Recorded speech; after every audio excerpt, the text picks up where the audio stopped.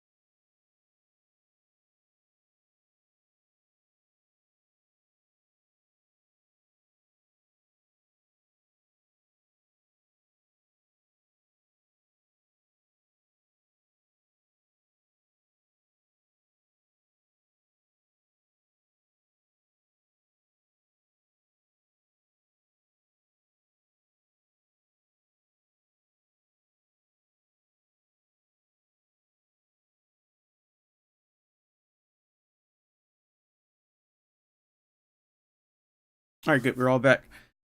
Alright, so let's start off with some quick introductions. I am Sergeant Smith. My primary ability is Havoc 3-2 Squad Leader.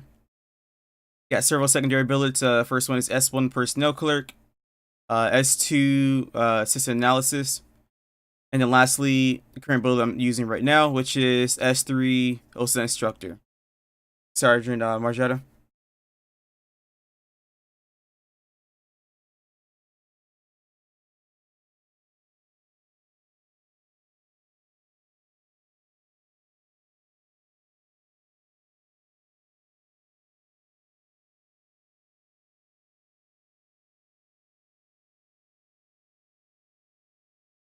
Thanks, Sergeant Margiotta. Sergeant McCoy.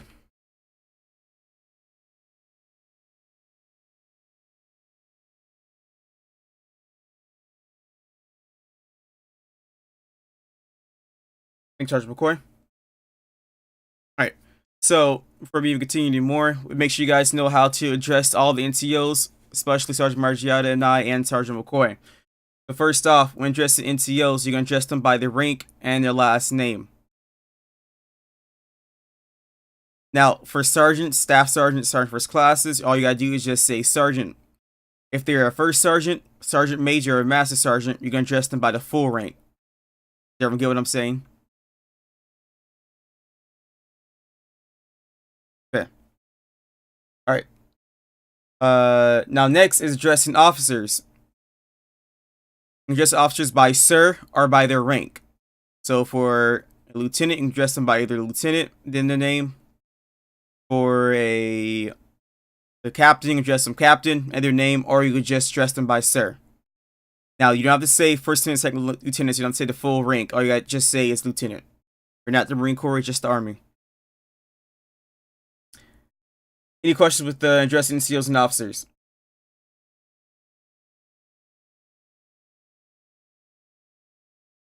Yes.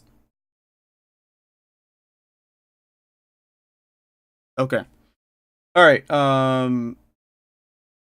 addressing warrant officers. You can address them by Mr. or Mrs. If they're a chief warrant officer, you either address them by the full rank or still Mr. or Mrs. You can't just address them by chief. That is an informal way, unless you are very close friends. But I don't expect y'all to be very close friends with them as PV1s. So throughout OSUT until you graduate, you'll address them by Mr. or Mrs. Everyone understand me? Copy. Alright, next is basically some demeanors whenever an NCO enters the room. Now, if an NCO enters the room, you're gonna not address them, but you're gonna call the room at ease. Or if we're in a classroom environment, you're gonna call the class to at ease. Now, this only happens if there's no NCO. So if this class was full of PV1s and NCO joins, such a sergeant or higher, then you will say class at ease or room at ease. Now, if there's already a sergeant in the channel and another sergeant joins, then you don't call it to at ease. However, if a staff sergeant or higher joins, then you call it to at ease. Now, if there's a staff sergeant channel and a sergeant joins, will you call it to at ease? Yes or no?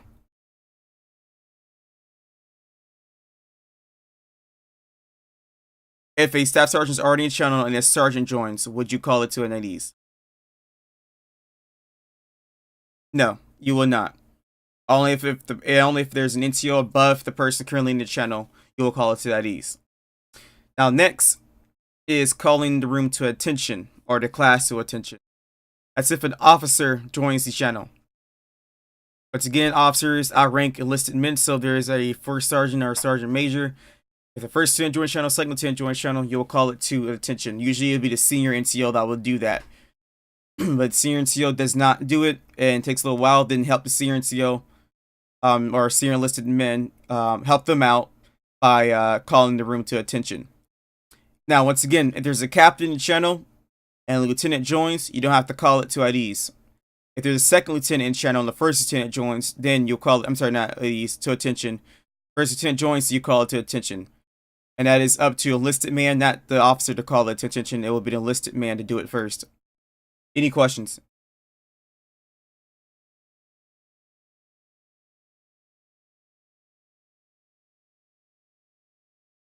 Warrant officers? Usually you'll call it to attention, but it doesn't really, usually most times they don't usually join channels with that much importance, but still you'll call it to attention.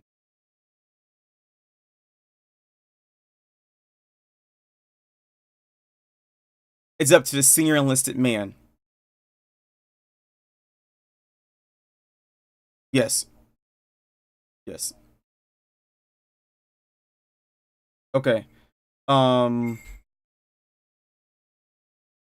Okay. Now next is addressing any questions or answers. Now, if you guys have a question, you're gonna type a Q in chat. You'll put in side chat, not in group chat. You have a comment, you're gonna press a C in chat. Now, when your question or your comment gets addressed, you're gonna say, "Thank you, Sergeant." Do not slack off on that, because when you graduate at OSUT, you will be required and is expected of you to make sure that you thank the person for them to give you the time to speak. And that's if it's an officer as well. Thank you, sir, or thank you, lieutenant. Make sure to not forget that. And throughout OSUT, we're going to make sure we train you guys on that and make sure you don't forget any of that. So when we say thank you, Sergeant, while you're in the middle of speaking, then that means that you need to stop and say thank you, Sergeant, and then start from the beginning of your question or your comment. Does everyone understand me? All right.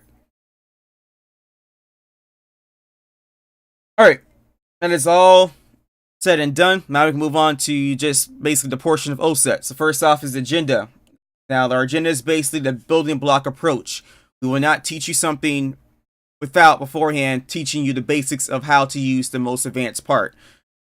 What I mean by that is that first off, we're going to go over the individual. First off, we're going to go over individual infantry skills. Individual soldier skills. Giving you those skills. This is for day one. Those skills basically help develop you individually, so that for day two, we're going to go over movement, maneuver. You'll be able to use those skills you learned during day one for day two. Once again, day two is movement and maneuver. Day three is basic navigation and working with vehicles.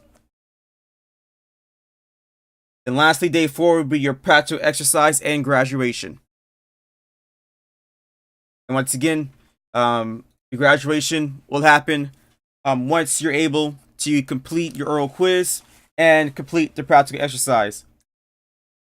If you guys are not able to complete practical exercise, what I mean by that is if the whole fire team or all the privates and, well, I should say a majority of the squad is down, and along with the medic, and you guys did too much wrongdoings or failures that we just cannot see through, then we'll have to fill you guys in the middle of the practical exercise and then end it from there. However, though, if you're able to somewhat complete your practical exercise, then we'll go over straight to the oral quiz. Any questions?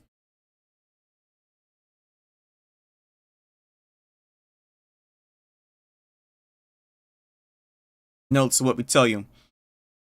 So the purpose of the Q&C is if you have any questions on anything. So besides interrupting us, say, Sergeant, I have a question. All you gotta do is put Q&C and we will stop once it's appropriate and then address your question or comment that you have, and then try our best to help you understand what was told, or if you have any questions that are relevant to the topic. Also, if we're pausing or we have a break, what I mean by break is if we talk and then we stop talking, then you could say, Sergeant, Private Brooks, have a question. So does that help you understand? All right. Okay. All right. Anyone have any questions for what we just said so far? Okay. And make sure you guys say no, Sergeant, that way I can keep on moving. All right. We'll move on towards OSUT goals. First off, like I told you guys before, OSUT is a blend of basic combat training and advanced individual training. And first and foremost, that you all will start off as a rifleman, and we give you those skills to be a rifleman. What that means is that if you have a desirement to be 11 Charlie or be 1153 Alpha, a Water Wing pilot, or decide to those only bullets currently open, if you decide to do either of those two, then you can still fill in as a regular 11 Bravo infantryman, because we already give you those skills to qualify you. You already give you those skills to qualify you to actually do those do that billet or that MOS. However, though, 11 Charlie and 1153 Alpha, you actually have to go through another school to complete that, and 68 Whiskey for combat local school. All right, move on. Here are your 5 individual infantry skills, and I'll say them again 3 times just so you guys be able, for your sake, notes.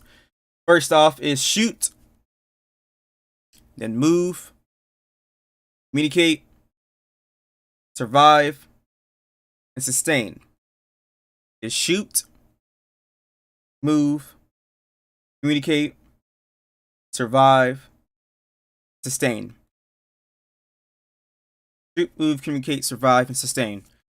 Our goal here in OSUT is basically, in each day, we want to be able to accomplish at least one of the 5 of these individual infantry skills throughout the class, and we will detail to you which one of these or which few of these we are going to be able to encompass and train on.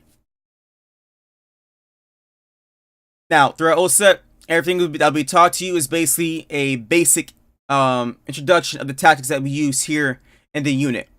These are all just basic tactics. We're not going to go into any advanced things because we're expecting that you guys will learn this when you get into your billet by your squad leaders or your section leaders.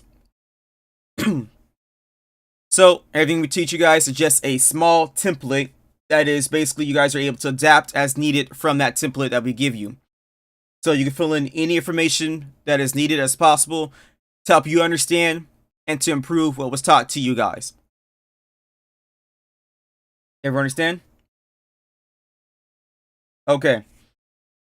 Now day one, our whole overview for today is basically some individual soldier skills. Not infantry skills, but individual soldier skills. Those are communications, and that's the first thing we're going to go over.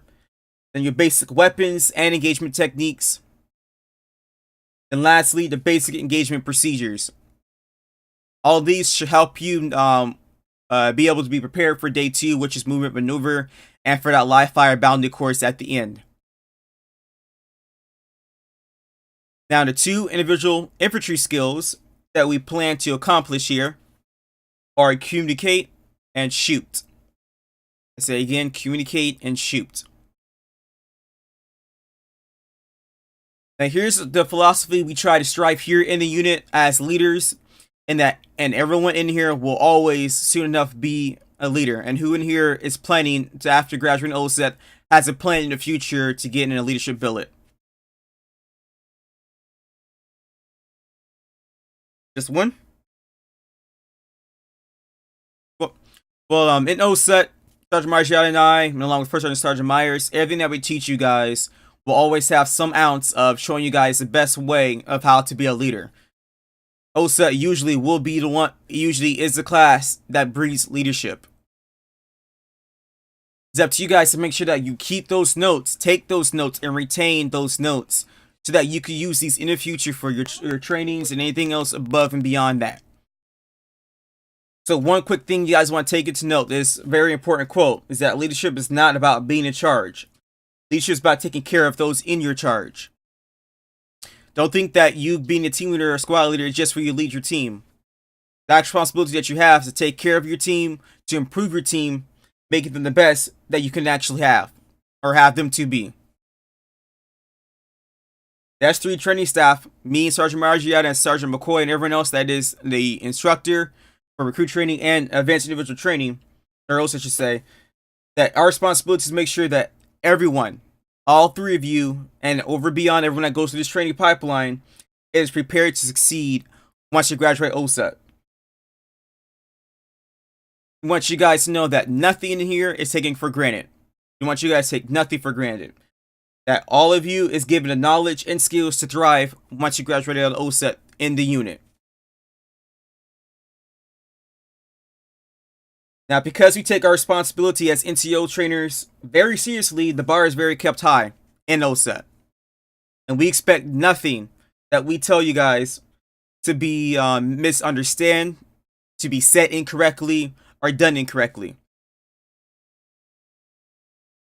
You will be instructed on specific procedures for performing tasks, and we expect everyone to follow the procedures as discussed and demonstrated by the numbers. What we mean is that exactly what was taught to you, we expect for you to demonstrate that and practice exactly the way it was said to you. So when it's time for you guys to demonstrate, times for you guys to actually practice on it, which is the time when you guys actually do it, and we listen to see how you guys do it, we expect you guys to do an exact replica of how we've done it. Or we could do it even better. So that means is that us as instructors, we use the explain, demonstrate, and then practice approach in training. Every topic that we cover, if time is permitted, we'll go through that kind of way. Does everyone understand me? Alright. So here in the 506, it's basically a global brotherhood of like-minded people. Everyone thinks the same, acts the same. Well, I should say mostly acts the same, thinks the same, and have the most common goal throughout the unit, and that is for succeed and for everyone else in the unit to succeed. Many in here have served or either is currently serving in the military. OSUT is a place where take responsibility for yourself and care of your brothers has significant meaning. You cannot strive your own individually if you don't make sure that your brothers strive. Because you guys are paired together as battle buddies. If one fails, you fail. So like I said, you guys can't strive if you don't help your other brother to strive. So if one gets in trouble or do anything incorrectly, everyone's at fault. I don't want to hear anyone when they get into a platoon or whatever trash talk another squad and say, well, this squad can't do this correctly or can't clear out buildings correctly, because it's the whole platoon's fault, the whole task force fault for not clearing out buildings or securing a HVT or whatever the mission was. Everyone should be trained for that. All right, and then we'll continue. This is a place to build friendships and develop yourself as a leader. So we make sure to strive with that. Make sure you guys get yourself to be able to make a good pathway and get your leadership billet to be a team leader, squad leader, eventually be a part of Platoon HQ. Now, what we mean by, I already said about the brotherhood portion, but we mean by members currently serving and are already have served.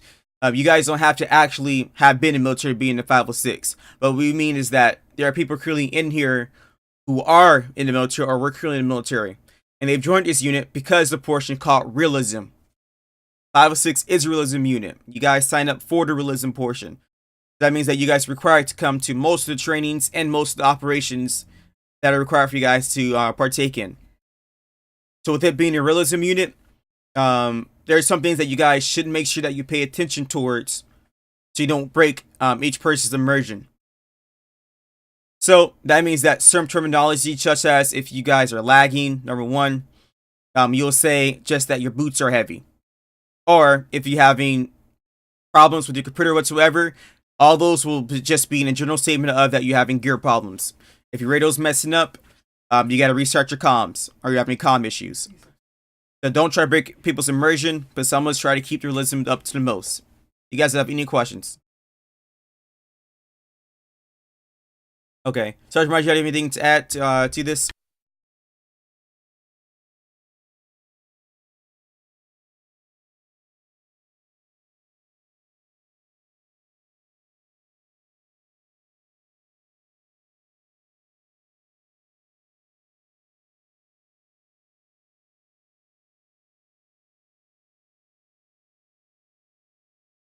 Alright, I guess we'll take this next portion to the classroom. Sergeant Marge, are you there, correct? Okay. I'll leave you guys to Sergeant Marjad. He'll take you guys to the classroom and we'll go over communications and anything else as well.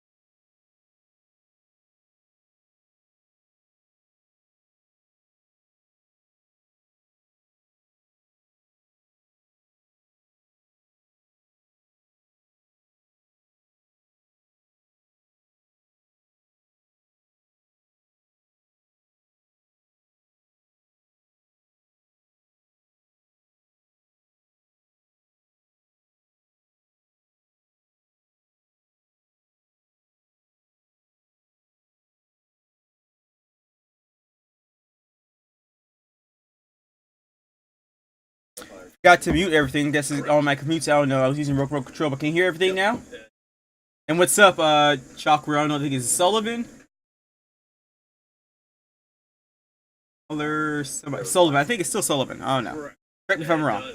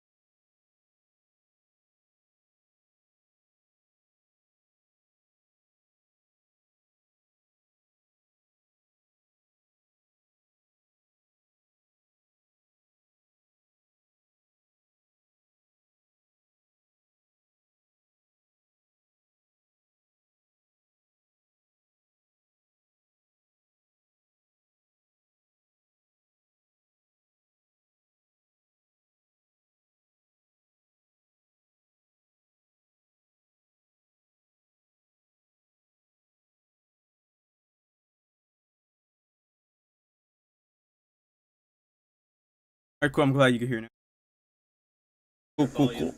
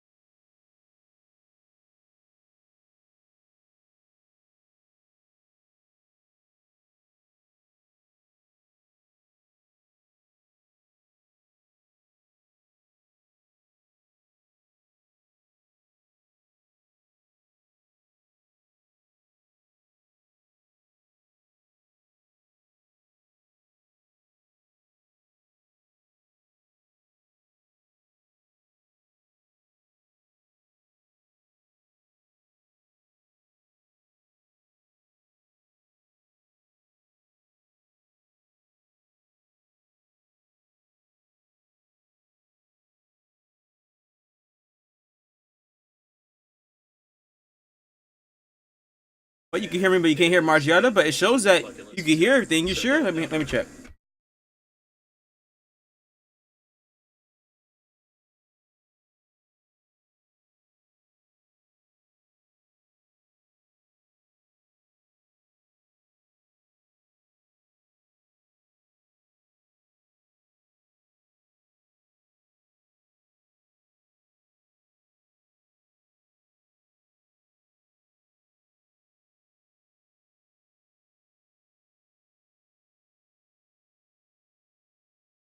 It's showing things lighting up, like telling me audio's coming through. Let me check.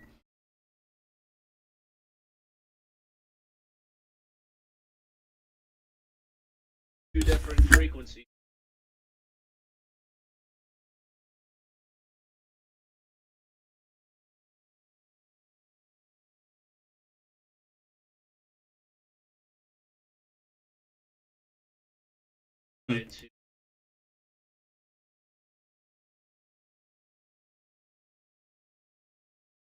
Not fuck up.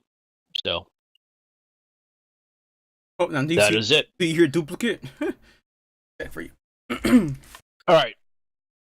So the first thing we want to do when we open our radio to program it, that is, you want to clear the random frequency that is generated each time you get a new radio.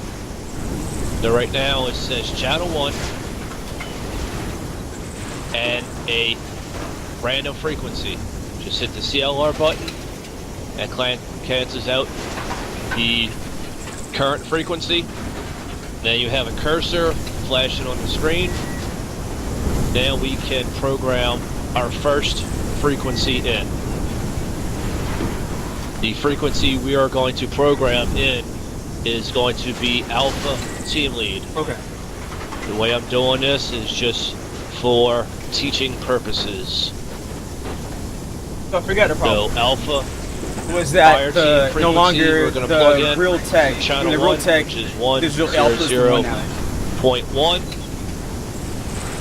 Then once you do that, you should see channel 1 with the frequency 100.1 with the cursor flashing on the right side of the 1. As soon as you see that, hit the ENT button. Cursor goes away. Now that that frequency is saved in channel 1 of your radio. So that's just a little part of setting your radio. Now, that right there would probably suffice for most of you when you get billeted. You happen to be a rifleman, grenadier, AR, chances are you're only going to need to have that one frequency programmed.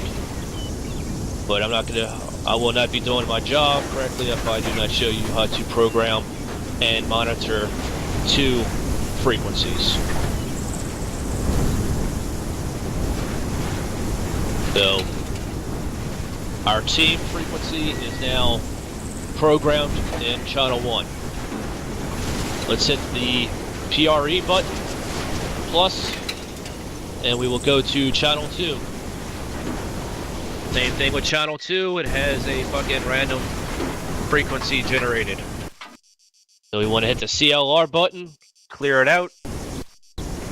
Now this one, we want to put in the squad frequency. That's 100 for squad. So you'll have channel 2 with the frequency 100 with the cursor flash on the right side. Now you can set that frequency by pressing the ENT button. Now we have to take this a couple of steps further in order to monitor this frequency alongside our team That should be better, right? So what we're going to do to this frequency is press the left facing arrow, which changes the C2 to an A2. Now we are going to change the speakers in our ear. Instead of going back and forth, we're all going to do this right here, right now. You're going to double click the stereo settings. So the parentheses and the 0 button. Double click that. No problem, Harmon. You'll see I had to equalize the right sound screen, because I finally realized what the problem with my sound is. It's to a different audio device, or different audio output, I should say. So everything. So I figured out what was wrong with it. So I had to start equalizing the sound and everything else. That's why it was so loud. I brought it down. Now, in order for the additional channel to work, we need to go back to your primary channel, which is channel 1. Now, we have to hit the 0 or parentheses button once. You hit that once, and you will see volume, whatever, left only, and then additional right only. So that tells us right now that channel 1 will come in through our left ear, and our additional channel will come through our right ear. Now, in order to broadcast on channel 1, which is our primary channel, you are going to use the caps lock button. That transmits on your primary channel. Now, if you need to broadcast on your alternate channel, you are going to use the T or Tango key. As you can see, So right it's a now, my you can computer hear forever me logging into talking in on your left with ear only 8 through gigabytes of RAM. TeamNet, That's why I using can wait to caps buy lock. myself my 8 gigabytes of RAM that I am missing. And I had you to can sell hear last me time. talking in on your right ear through squad Currently at 9% frequency. memory. Did that happen for everybody? Yes, Sergeant. I don't believe I heard it in the right ear. Alright, Private Brooks, press the positive or plus sign on the PRE button. And I want you to slowly click the stereo settings and look at the bottom right hand side until you see additional. Go to right only and then stop there. Is this under channel or additional? Oh, I have to change it to additional.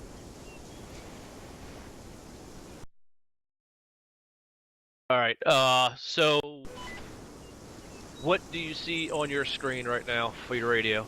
Welcome back. C2100. Alright, you're gonna hit the left facing arrow on the bottom of the radio. What does it say now? A2100. Alright. You're gonna hit the button to the left of that left facing arrow. While pressing that, I want you to look at the bottom of your screen on the right and tell me, or more importantly, stop pressing it once you see additional say right only. Yep, I got it. Alright. Now, in order to make this additional channel work, you have to go back to C1. Hit the negative, go to previous channel. So this is in your TeamNet, this is in your left ear, and this is squad net in your right ear. Good to go, Private? Now my left ear is not, like it's both are in my right ear now. Alright, stay on your channel 1, and I want you to hit the parentheses button until it says left only in larger letters. Is this for 100 or 100.1? 100.1. Okay. Make sure that says left only. Yep, got it now. Alright. So you should be hearing me in your left ear. Oh, I with got it. TeamNet, So, and you should hear me in your right ear with SquadNet. tagging. Got it, Sergeant. Excellent. Alright, once you have all that done, you can press escape, and that will take the radio off your screen, and if you are standing like I am and Private Brooks is, Sitting here all waiting you have for to do is hit it to WSAD, smooth whatever, for the load to everything get out else. of the I screen. animation that you're doing. There you go. Like my GPU's at 28%, CPU 29%, Alright, so RAM at that 90%. is how you will set your radio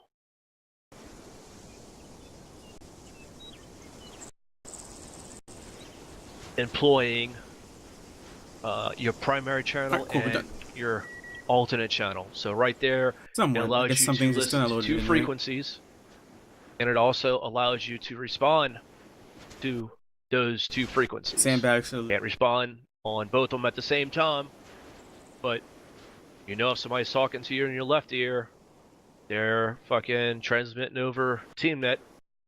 And if you hear them on your right ear, they're transmitting on your squad frequency. Now, only people that are in a team lead position should be monitoring both frequencies.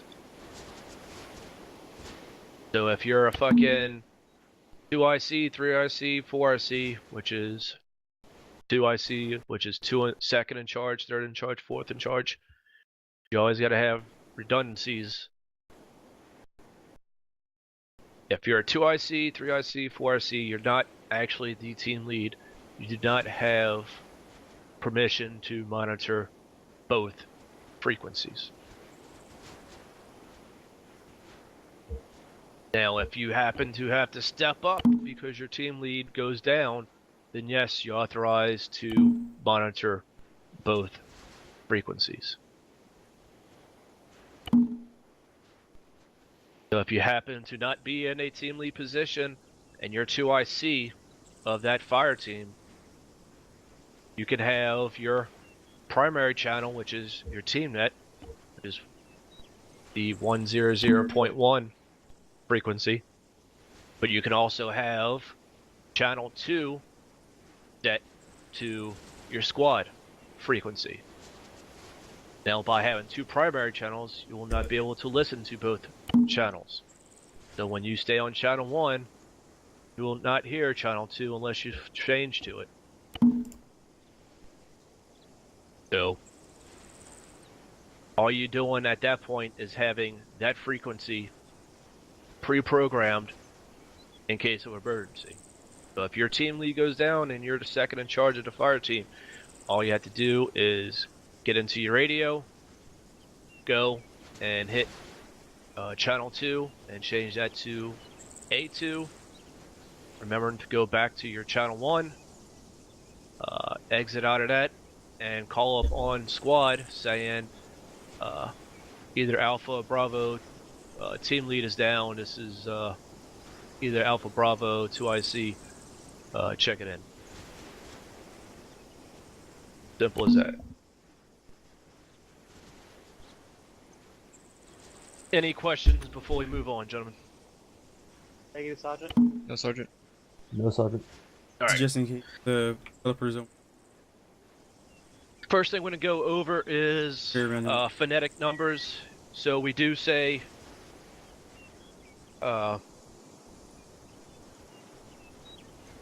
normals, well, numbers normally. So, 1, 2, 3, 4, 5, 6, 7, 8, 9, and 0.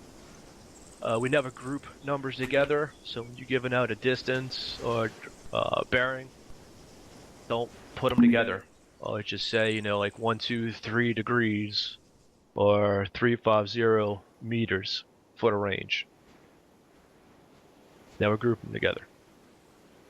Now, there are times where we need to say 3 numbers differently, because they can sound a little fucky on the radio. So the 3 numbers that we say differently is 3 is said like tree, what grows out of the ground.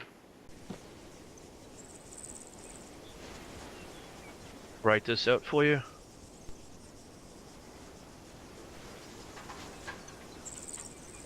Three is said like tree. 5 is said like... Oops. Apologies. 5 is said like 5. And 9 is said like niner. So, tree, 5, and niner. Now, it doesn't mean that you have to say those 3 numbers exactly like that when you're fucking 2 meters away from your battle buddy. It's all you need to be said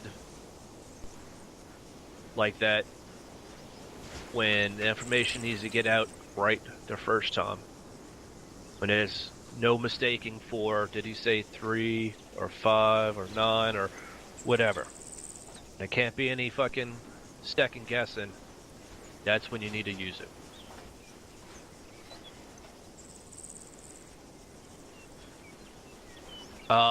Phonetic alphabet, we don't use it too often, but if you want to learn it,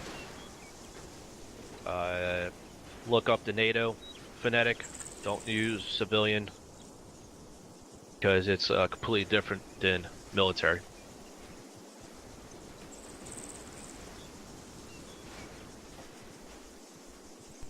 Next little section, what we're going to go over is pro words. Pro words are designed for brevity. They are designed for your time on the radio to be short. So you get out the information with as little words as possible, because you and the other person you're talking to on the radio are not the only ones who need that radio to communicate. So having long-winded, drawn-out conversations on the radio just doesn't work. So we have pro words. That is so true. Really true. Now, some of these pro words are used for identification. Because you're on the radio, not everybody knows everybody's voice. So you gotta have some kind of identification. You can't just fucking call up on the radio for somebody and not identify yourself. So this first pro word will take care of that. And that pro word is this is. So the first pro word is this is. The way that pro word is utilized would be, example, if I was trying to get in touch with Sergeant Smith on the radio, I would simply say, Sergeant Smith, this is Sergeant Margiotta, over. So that is how this is works. Every time you key up the radio, it's always you, this is me. So his response would be, Sergeant Margiotta, this is Sergeant Smith, send your traffic over. You always want to keep the doubt to a minimum. That's for everything, especially communication. Every time you key up, you, this is me. Now, the next pro word is going to be over. So you notice that I said it twice, and that response, my response, are me calling him and him responding to me. Think of over as fucking passing the talking stick. As long as you're talking, you have control over the frequency. As soon as you say over, it's like you passing off the talking stick to the other person you're talking to. Now they have control and they are fucking in charge of said frequency. Now as soon as they're finished talking and they say over, now you can start talking or saying what you need to, transmitting what you need to. It's a radio. It's not a free-for-all. You gotta have control. So that pro word is over. As long as that transmission is still going, over will be used. Now, while you're saying over and those two people are using a frequency, nobody else should be coming over that frequency and talking over those two. There is a pro word for that. That'll be the last pro word I go over, but I will let you know how to handle that situation when you need to use said frequency and somebody else is using it. Alright, next pro word is out. So where over lets everybody know that those two gentlemen are still talking, but it also lets between those two guys know who is talking. So, as long as Sergeant Smith is talking and he hasn't said over, he still has the talking stick. As soon as he says over, that's when I can respond and transmit my message. Now, when the person that initiated contact is finished with the conversation or the transmission, he will out said transmission. So since I initiated contact with Sergeant Smith, I will be the one to out the transmission. And it will simply go, Sergeant Smith, this is Sergeant Margiotta, out. Right there, that's as simple as you can get outing a transmission. Outing a transmission tells the other person that I was transmitting to that transmission's over. There's nothing more to be said, and it also lets everybody else who is on said frequency that our transmission is over with, and now somebody else can key up the radio and start a transmission with somebody else. So it's just telling them that we no longer have control of said frequency. Now, don't ever use fucking over and out together. That's Hollywood bullshit. As I just described, over, out, they mean two distinctly different things.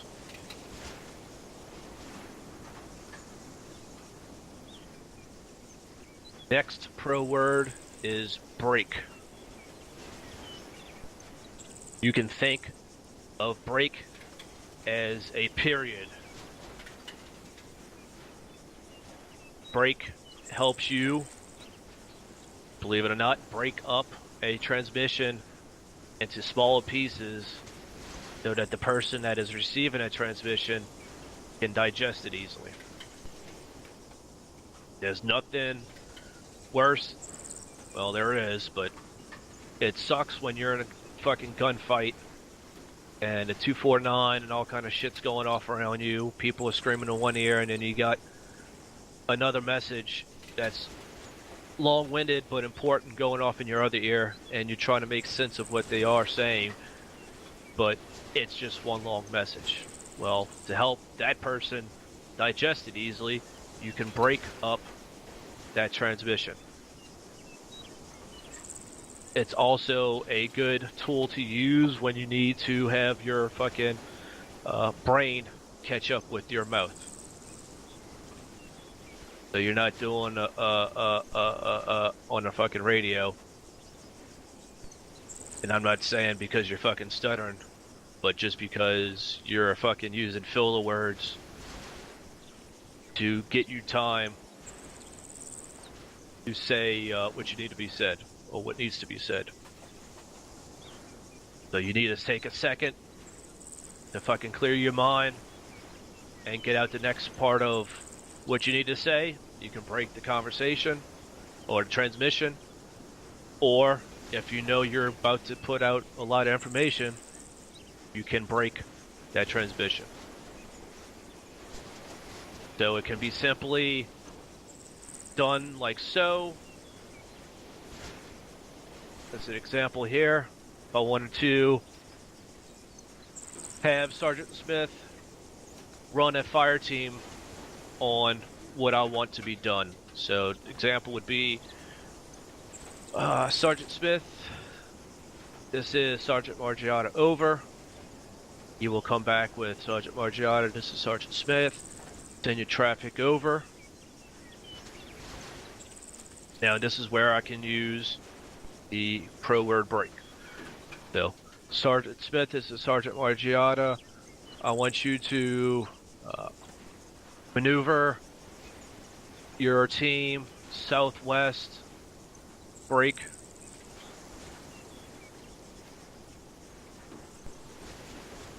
Put up a base of fire and suppress the enemy over. So it helps me out, it helps him out, breaking up the conversation. Now, if you decide to use that pro word, one key thing you need to do is release the talk button for that frequency. So you're going to say your information, break, release, talk button. Once you're ready to start talking again, you'll fucking rekey up and start talking or sending your traffic again. Now, because you didn't say over, you do not have a need to say you, this is me once you key back up. You still have control of that net, and the person you're talking to knows that you still That's have right, control break of that yourself. net. So there's no need to Sorry, I saw you say mention you, like 2 this minutes is me. later. Okay, sorry. Simply information that you're My sending, laptop just- break, release the key back up, start sending more information. You can break a transmission as much as you want. Don't get stupid with it, but if it's a necessity or necessary for you to break it 3 times, 4 times, fucking go for it. Don't forget to over that transmission. Alright, next pro word is wait over. And I'm going to lump 2 pro words together. I'm going to describe both of them instead of doing them individually because they go hand in hand. So, that pro word I just told you, which is wait over, and the next one that is similar to that is wait out. Now, this is more of a headache for Sergeant Smith than it is for myself, but when people do not respond to you on fucking comms, it is fucking a little bit aggravating, a little bit of worrisome. It's a mixture of fucking feelings. Let's just put it that way, because those feelings that's being stirred by shit that's going in your head. You know, are the guys down? Why are they not responding? You know, we need to move this way, but the guys aren't responding. You know, the enemies could flank us because we're not pushing, you know, off our flanks to fucking, you know, intercept their possible flanking maneuver. And all kind of shit can be going through your head because of somebody not fucking responding over or on comms. So instead of having dead air, dead silence when somebody calls for you, you can simply use those 2 pro words. Not together, but you have a choice. So, wait over means that you need 30 seconds, roughly 30 seconds to a minute before you respond. That's wait over. So if I told Sergeant Smith, you know, you, this is me, wait over, he knows right there that I'm fucking a little busy and I need roughly 30 seconds to a minute to respond. Now, because I used the pro word wait over, I still have, Sergeant Smith and I still have control of said frequency.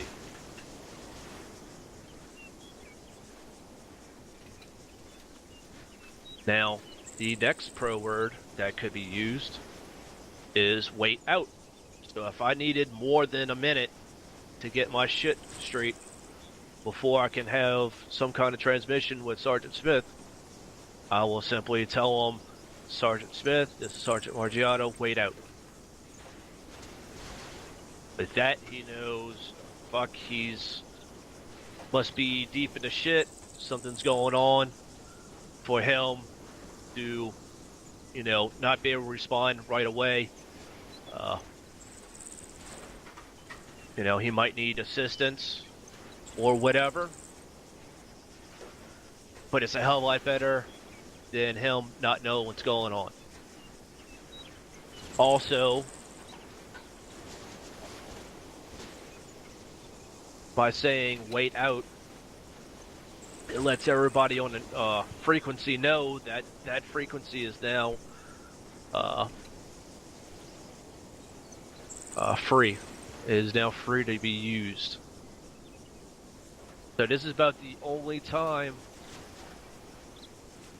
that the person that is not who did not initiate transmission is going to out that transmission. 98% of the time, 99% of the time, the person who initiated that transmission is going to out that transmission. But at this moment, it does not hurt to say wait out. He's not going to get mad. Team lead won't get mad. It's better than fucking dead air on a radio.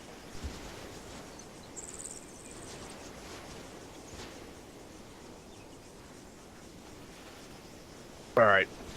Next pro word is going to be Roger. Roger simply means I have received your last transmission and I understand it. Period. That's what Roger means. I have received your last transmission and I understand it.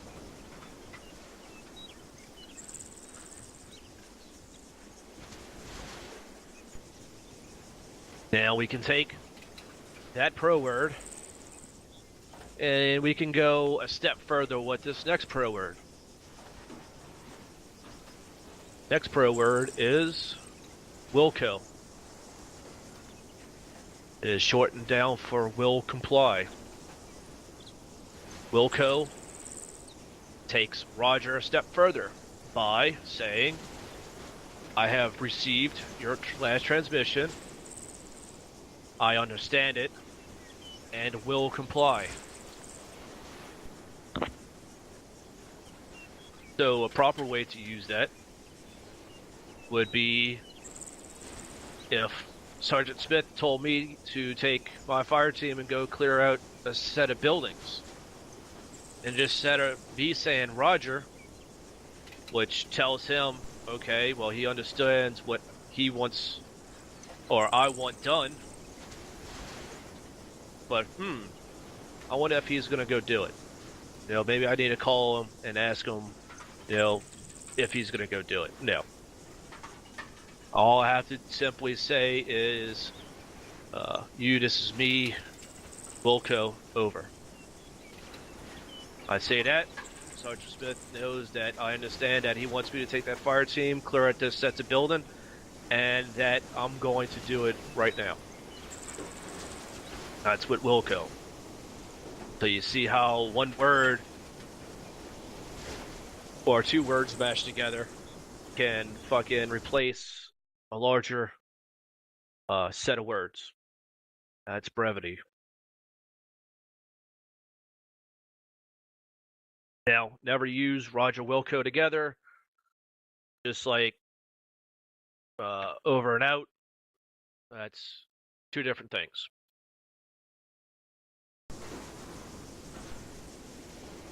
Alright. Next pro word is a biggie. Next pro word is say again.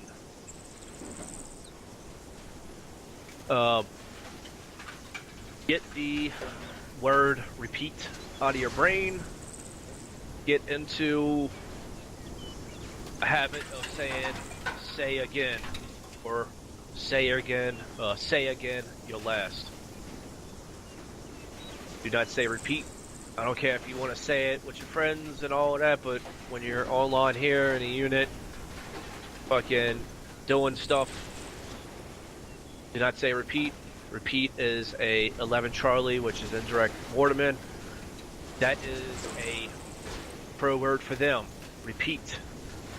For them is to repeat the last fire mission.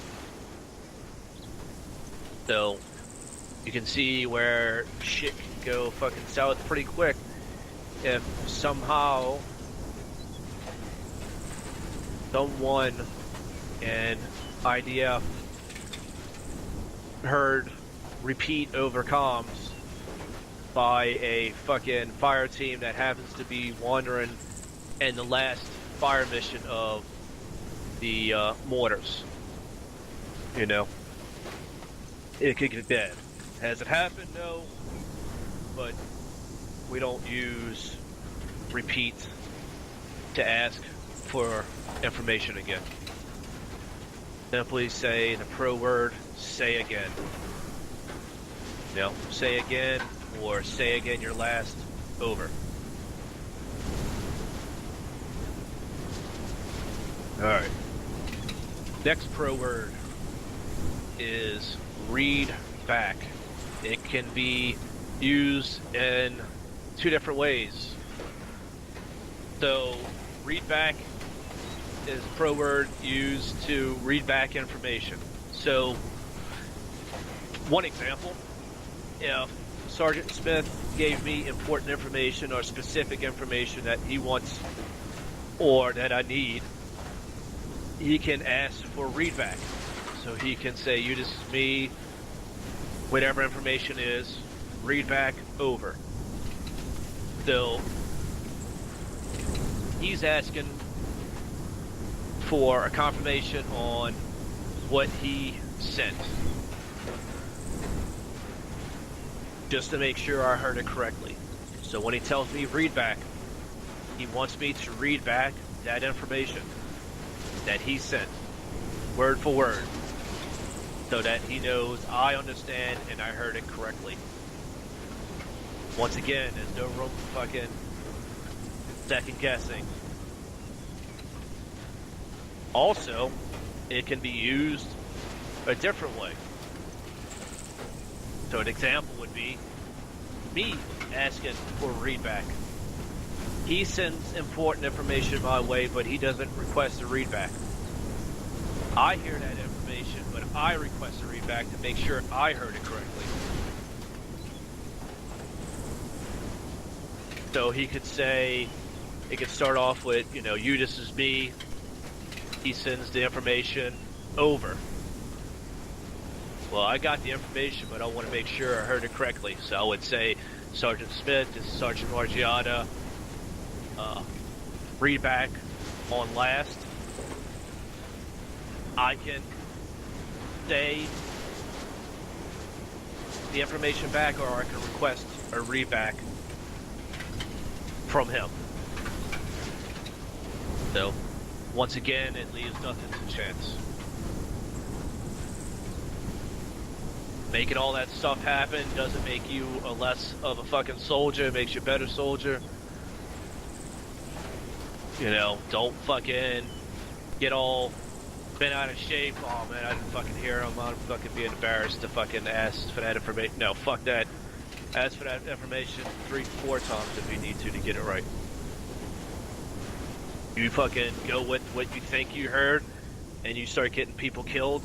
No, that's no fucking bueno.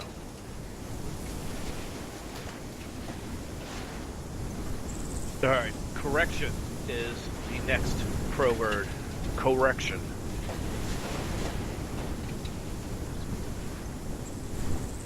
So if you... This kind of ties back with the readback.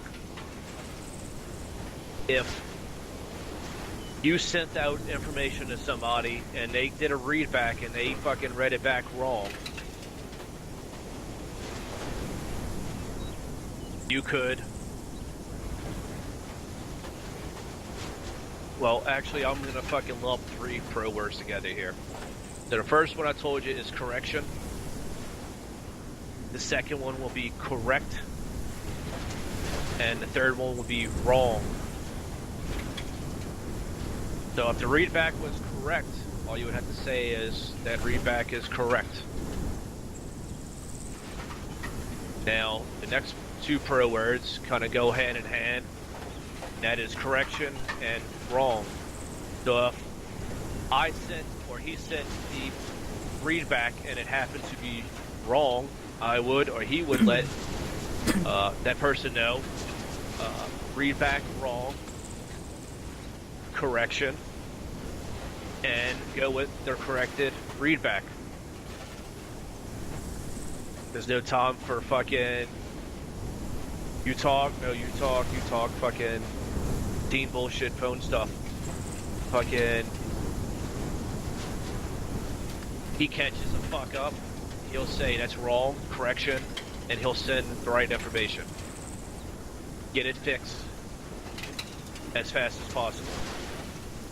Don't just say your readback was wrong, and then the other person's on the other side like, well, what the fuck was wrong about it? You know, you got fucking 20 seconds, 10 seconds of dead air where you can say fucking what the corrected version of that readback was.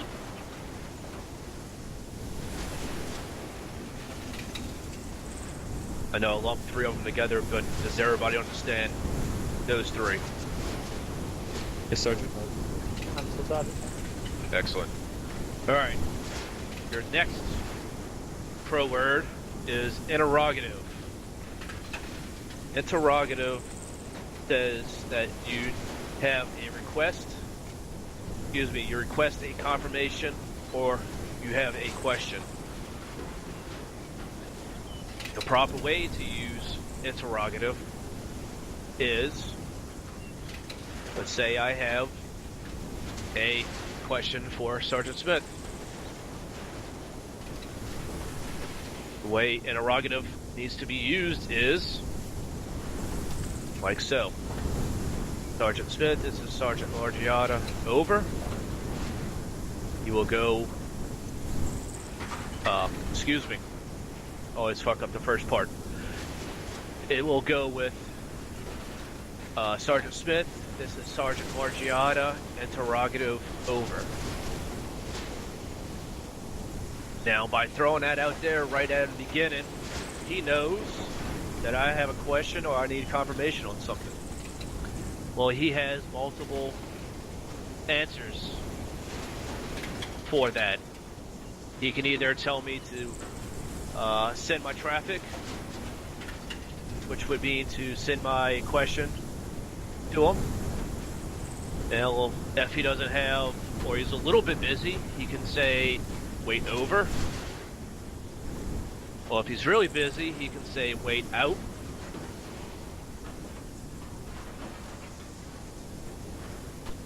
So by saying interrogative when I'm trying to contact him, that gives him options. Now the wrong way to use it would be, example, keep in mind this is the wrong way to use it. Sergeant Smith, this is Sergeant Margiotta, over. And he comes back with Sergeant Margiotta, this is Sergeant Smith, send your traffic, over. Now, he might be a little busy, but he might be just free enough to deal with what that needs to be done right there. So, by him saying send your traffic, he might be able to deal with something that's not a fucking question or needs a confirmation on something. Now, the wrong way would be Sergeant Smith is Sergeant Margiotta, interrogative, and then start asking the fucking question. Now, you fucking, that's wrong.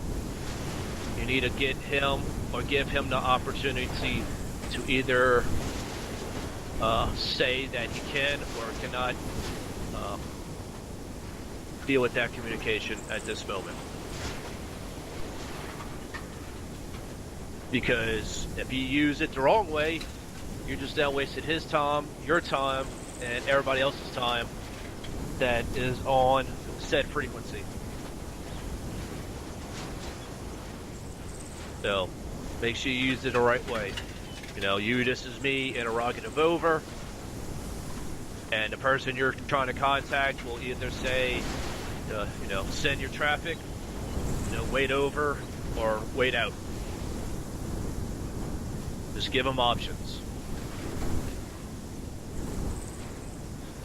Alright, last but not least, the last pro word that we're going to go over with is break, break, break. That right there allows you to break in on a transmission that you're not a part of. Example of why you would use that would be your fire team and a fucking spawn of Satan BMP3 fucking rolls up on your position and you're out of fucking AT. Well, your fucking squad leader and your other fucking team leader fucking chatting away, and you really need to get in touch with your other fucking team lead to get him over there with his fucking AT to take that shit out. Well, you're not gonna sit there while this BMP is fucking rolling up on your position, so you need to break in on their comms. You're simply gonna say, "You, this is me, break, break, break, priority traffic over." At that point, within the first or second break, both of those people that are talking should now go on silent and allow you to have control over that frequency.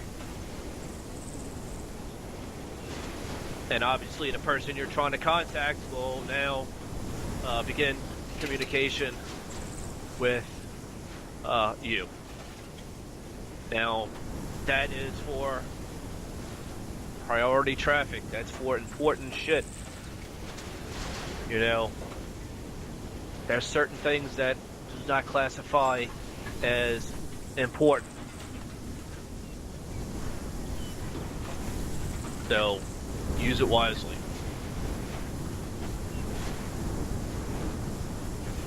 Alright, so that is everything for pro words. Do y'all have any questions or comments on that little section, gentlemen?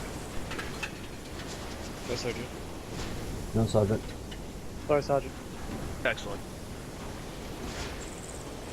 Alrighty, so last little part that I'm going to teach y'all is going to be how to do a proper radio check.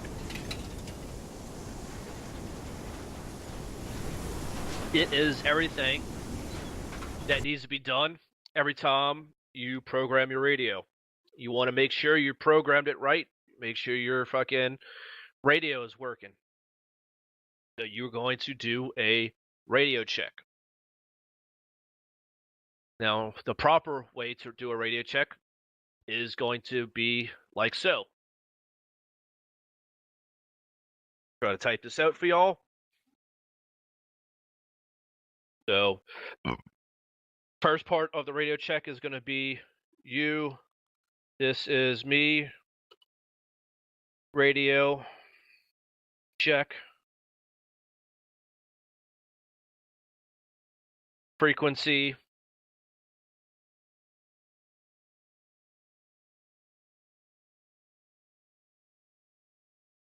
Whatever frequency you need to do a radio check on. So this is the first part. You, this is me. Radio check, frequency. Let's just say for shits and giggles, we need to do a radio check on our team net. So I would say, you, this is me. Radio check, frequency 100.1 over. Now the person that you're getting a radio check with will now say this part. You, this is me. Give me a second, gentlemen.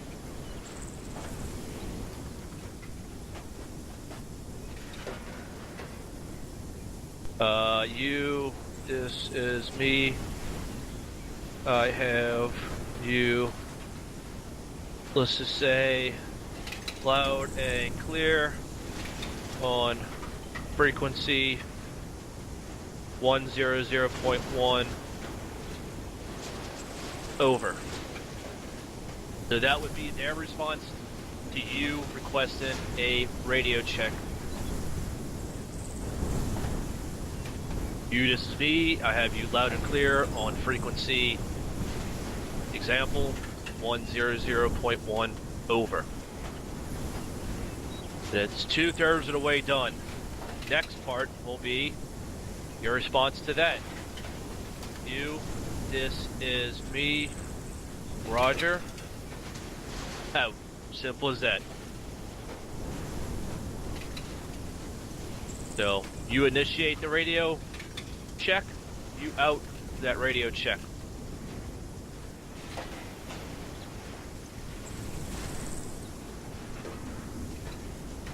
Now, if you happen to be a fire team leader, it's a good habit, good practice for you to do a radio check with everybody in your fire team.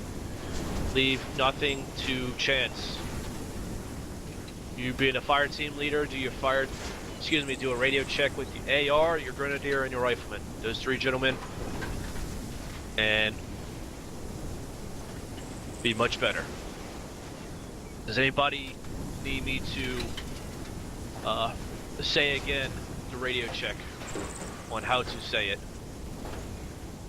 Negative, Sergeant. Negative, No, Sergeant. Sergeant. Alright. Good. So this is how I want it done. On your team net, I want y'all to do radio checks with each other. So Private Rico, I want you to do a radio check with Private Wicks. Private Wicks, I want you to do a radio check with Private Brooks. And Private Brooks, I want you to do a radio check with myself, Sergeant Margiana.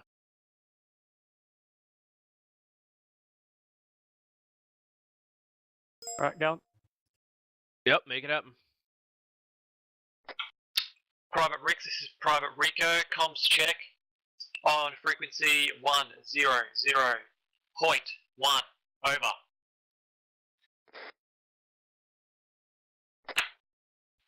Private Rico, this is Private Wix. I have you loud and clear on frequency 100.1, over. Private Wix, this is Private Rico, also reading you loud and clear on 100.1. Out. Nope. You added something. Nope. Remember, it's only three lines that need to be said. You started off well. He came back and told you that he had you loud and clear on frequency 100.1. And all you had to do at that point is say, you, this is me, Roger out. Charge. Yep. Let's try that again. From the top. Private Wix, this is Private Rico. Comms check on 100. Yep. Well, that's not a bad one. Just try to keep it exactly how I'm teaching you here. You know, probably pick up a bad fucking habit. Most people do once they get out of OSUT. But let's keep it exactly the way we're teaching it here. Just to confirm, what did I do? You say incorrect? comms check. I guess it doesn't hurt, but let's just keep it for the sake of similar here. Just keep it at radio check. Roger, Sergeant. Yep, send it. Send it again. Private Wix, this is Private Rico. Frequency check. Alpha team 100.1, over. I'll stop you there. You're adding all kind of shit now. It's just simply, you, this is me, radio check, frequency 100.1 over. Roger. Yep, so I'll say it one more time. You, this is me, radio check, frequency 100.1 over. Alright, try it again. Private Wix, this is Private Rico. Radio frequency check 100.1, over. I don't know what's so hard. Nope. So, yep, just take a breath. Just, I'm gonna go slow. Fucking change what you need to be changed on what you write down. Those would be you, this is me. Radio check. Frequency 100.1 over.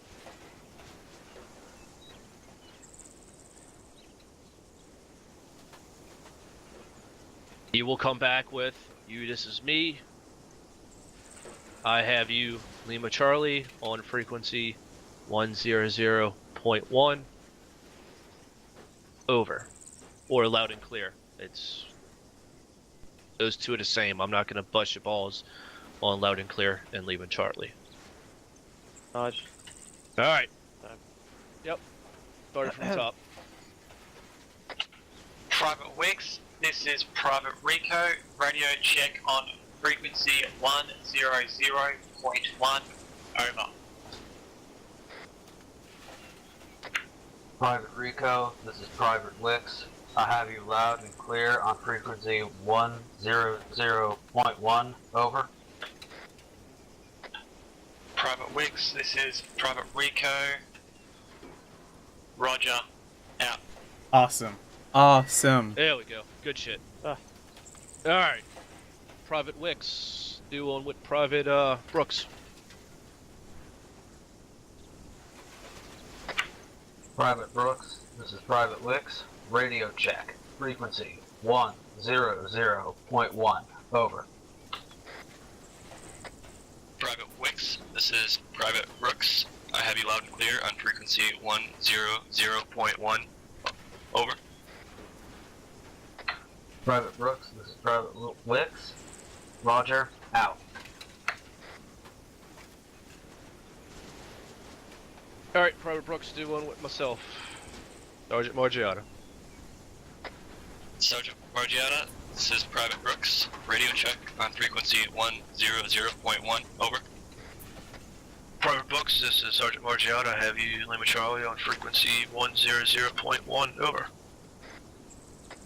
Sergeant Margiata, this is Private Brooks. Roger, out. Alright. Good, good, good. Keep it up. Because this is going to be the fucking last time y'all have to do radio checks.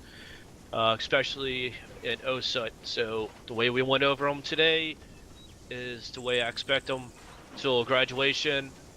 Obviously, after graduation, I have no fucking control over it. But I would like to think that you will continue doing radio checks the proper way. And maybe shape up some of these older fellas here into doing proper radio checks. Alright, so is there any questions or comments before I turn y'all over to Sergeant Smith for the next portion of today? Sergeant. Negative, Sergeant. No, Sergeant. Excellent. All yours, Sergeant Smith. Microphone activated.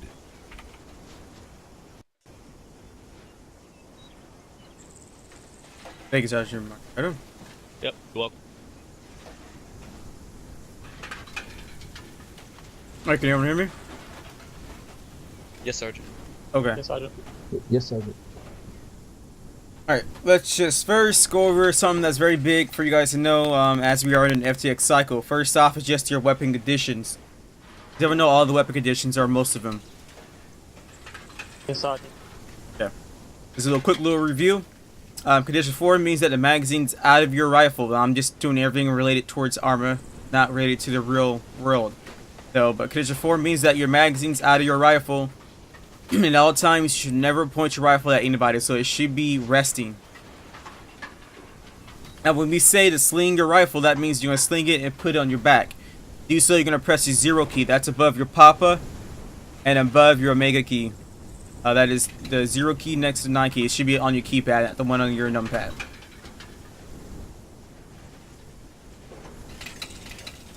Alright. Moving on from condition 4. Let's go over just some, well, I don't want to refer to this as. Well, I'll just say this, over some color, signatures that are, I should say, relevant to conditioning. Now, when it says green, that means that you're cleared. No magazine bolt forward. Weapons on safety. When you're amber, magazine in, no round, chamber, weapon on safety. And then red means your magazine in, round chambered, and then your weapon should be on safety as well.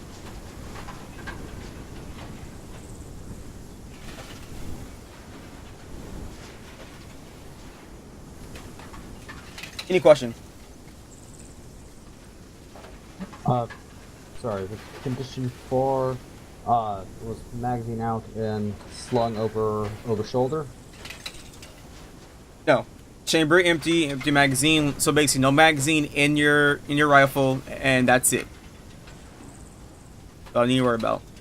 No chamber in the magazine, and then that's it. All right. Yep.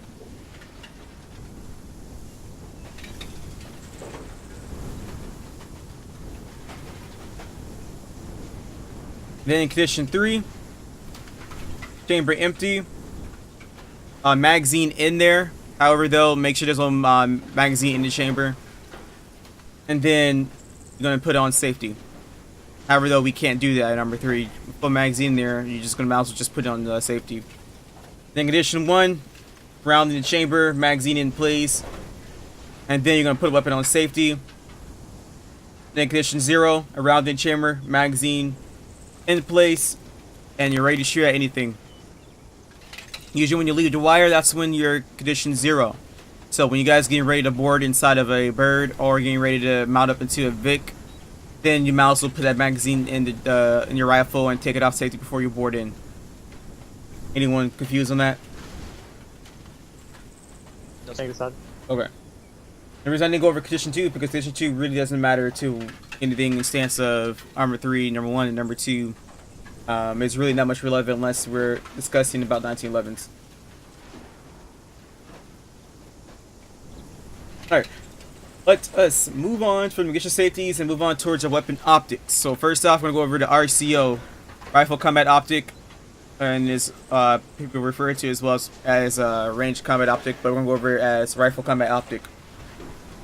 Now, this RCO that we have right now shows you the side picture because it's something that we want to specifically point out with the side picture of the RCO. Now it looks a little messed up here. I don't know if it looks messed up for you guys as well, but go ahead and get out your seats.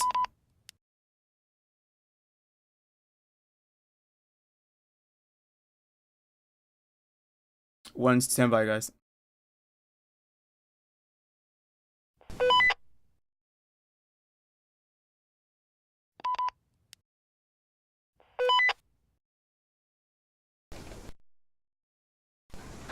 Alright, come over here.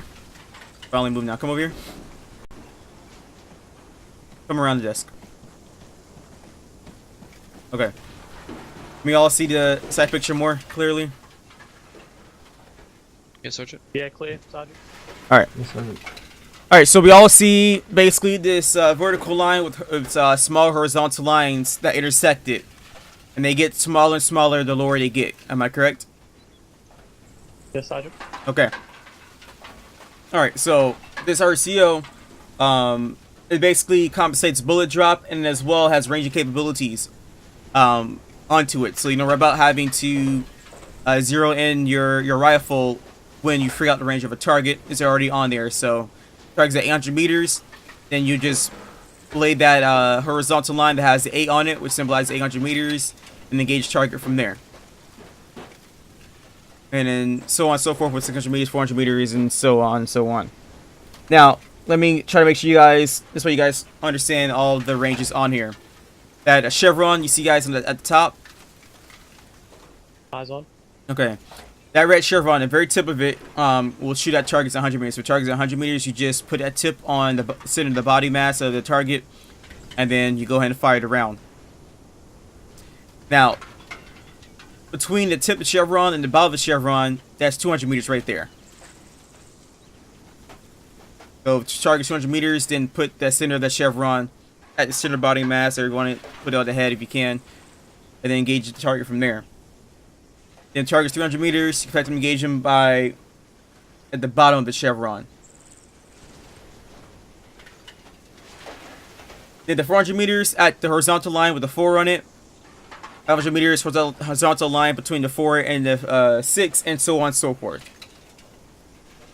Any questions? Thank you, Sergeant. Okay. Alright, next is something very crucial that I think is something I can depend on in the battlefield. Alright, so with the RCO, you're able to get ranges on targets without having to bring out your binos. Because one thing that I don't like to do is try to bring out my binoculars to get a range on target while I'm getting engaged. Otherwise, I might also just try to keep engaging targets until I see if my rounds hit them. But, you know, we are light infantry, so we only carry just a maximum of 10 rounds. And it's very rare we actually will get a resupply. So I'm going to try my best to conserve my ammo. Best way for me to do that is by using this RCO, because it'll help give me the range of a target. What it does is that everyone know what 19 inches symbolize. No, Sergeant. Negative, Sergeant. That is the width of the shoulders of an average military male. Goes from the left to the right shoulders. So each of those lines, basically, how should I say this? Each of those lines will be able to fit within those, within the width of the average military male at that certain distance. So you know how a person's a little bit further away, they look a little smaller. Well, that means that if you put that 400 line, the horizontal line, you rest it on the shoulders of that military male, and if that horizontal line is too big, which means that the shoulders does not fit it because it's too small, that means that the target's a little more further away.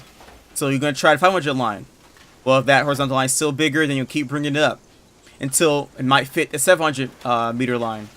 Then that means the target's at 700 meters, and you can go ahead and engage the target from there. So like this doesn't take that long. It takes about 5 seconds to figure out the accurate range of a target. Does everyone get what I mean? Yes, Sergeant. Okay, so you just rest the horizontal line on the target. If the shoulders are bigger than the horizontal line, then that means the target's closer. If it's smaller, target's further away. Alright, you guys go back to your seat.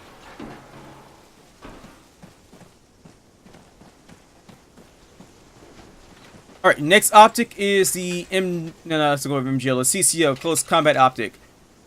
Close combat optics are what we normally like to use whenever we're doing some close engagements with any enemies.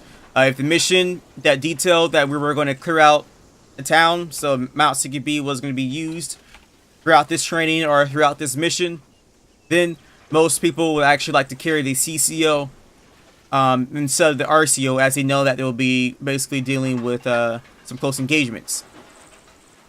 However, though, if you notice that your squad will be a supporting element, which means that you'll be on the hills with a weapon squad in a support by fire position, then you might not want to carry that CCO. You might want to carry an RCO because you won't actually be in that town. You'll be about at least at the most 600 meters from the town.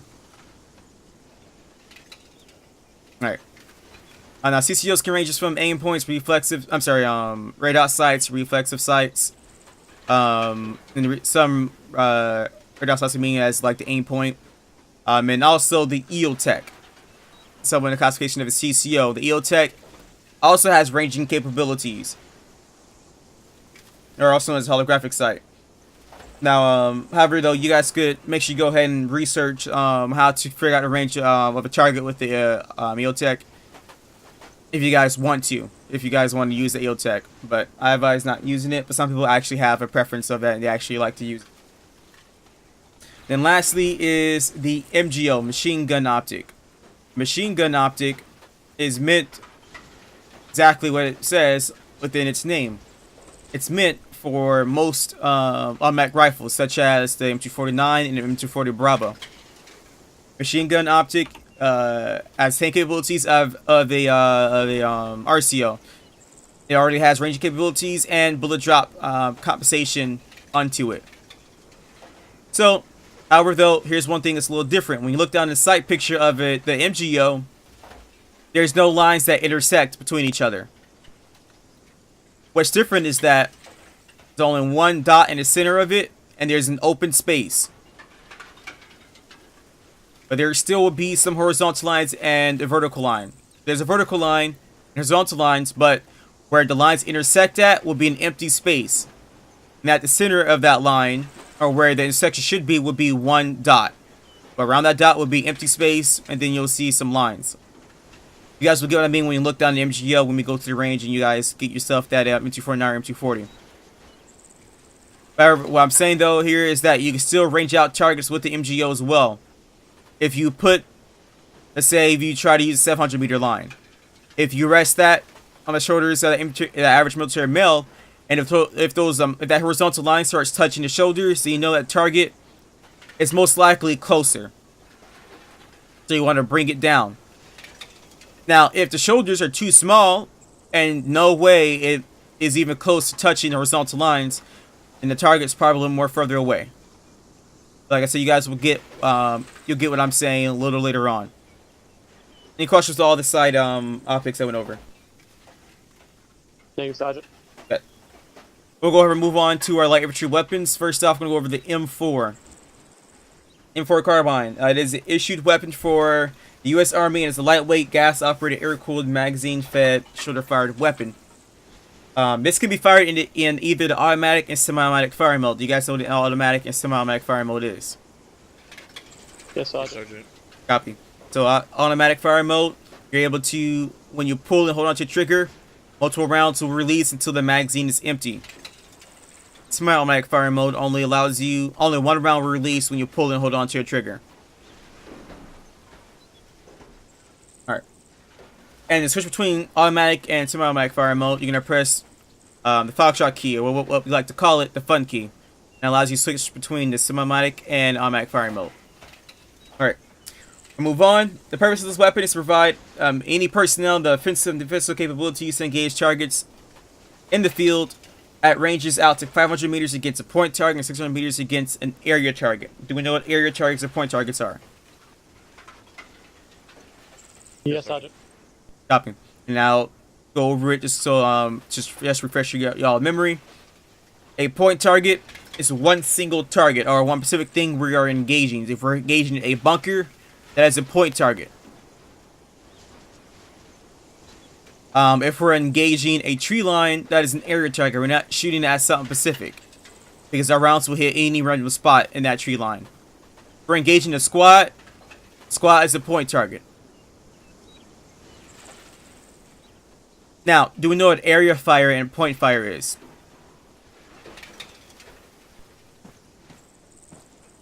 Yeah, I'm taking it as a no. As responses. Okay. Let's say these three screens in front of us all together is one bunker, correct? So we're all engaging that one bunker. What is that? Point target and area target? Point target. Point target. Alright. Now, however, I said, alright, those on my left start engaging on the left of where I'm shooting, or left of my tracers, or left of where I'm pointing at this bunker. Those on my right start engaging at the right of my tracers, or the right of where I'm pointing at. That is called area fire. Guys just spraying around that bunker.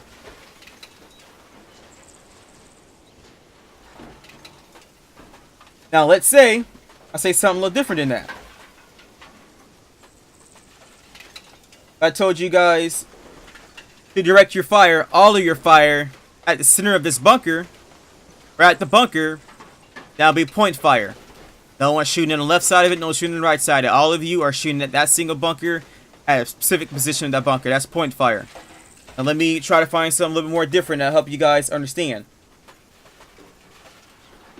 Let's say we're at a tree, we're all maybe on an elevated position or at some place, and I had reports, or in my thermals I saw a thermal contact in that tree line, but I don't know where it went, or taking fire in the tree line. So I want to make sure we suppress that tree line and engage anything else in that tree line because it's too thick for us to see. So what I would do is either point at the tree line or fire tracers in the tree line. And I would say, alright, Bravo, go ahead and engage anything on the left of my tracers. Alpha, engage anything on my right of my tracers. So soldiers on my left will engage the left, soldiers on my right will engage the right. You guys, once again, doing area fire. On the other hand, if I would have said, alright, everyone go ahead and engage at, let's say, that rifleman over here. We're engaging a point target with point fire. You're shooting your fire is directed at one point. at multiple things.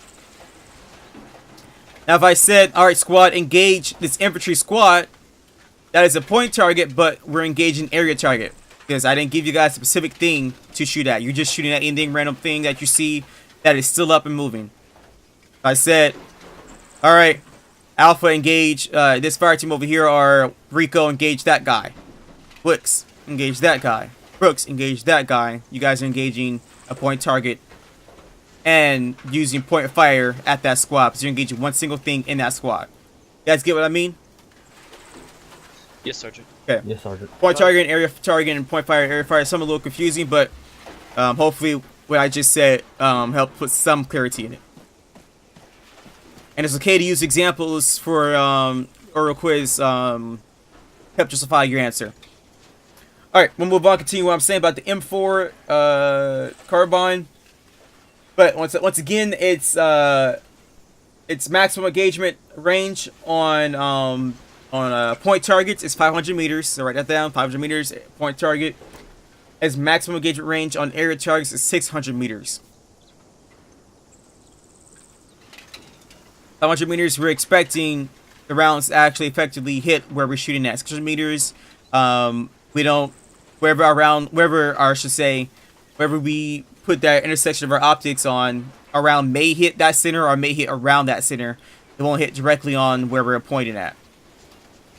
So if I put my sights on Private Wicks, and then he's 600 meters or greater out, and I start engaging, my rounds might not actually hit at his center mass. It might hit his legs, might hit below his feet, might go right beside him. You never know, but if 700 meters or less, then it'll go directly where I'm pointing at. Unless there is very, very strong wind. Alright, now the M4, lastly, it has adapter rails to allow any operator capabilities to attach various weapon accessories such as optics, flashlights, bipods, your lasers, and I'm going to tell you guys one thing important about lasers, that you can use this for close combat without having to carry a CCO.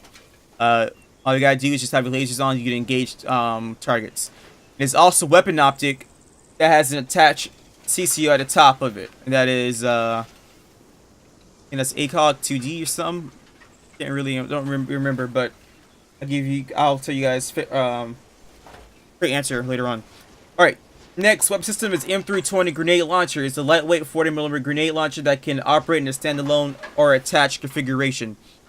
That means that it can either be on the M4, what you see right here, attached below on the M4, or you carry the standalone version, which is just basically like a AGL.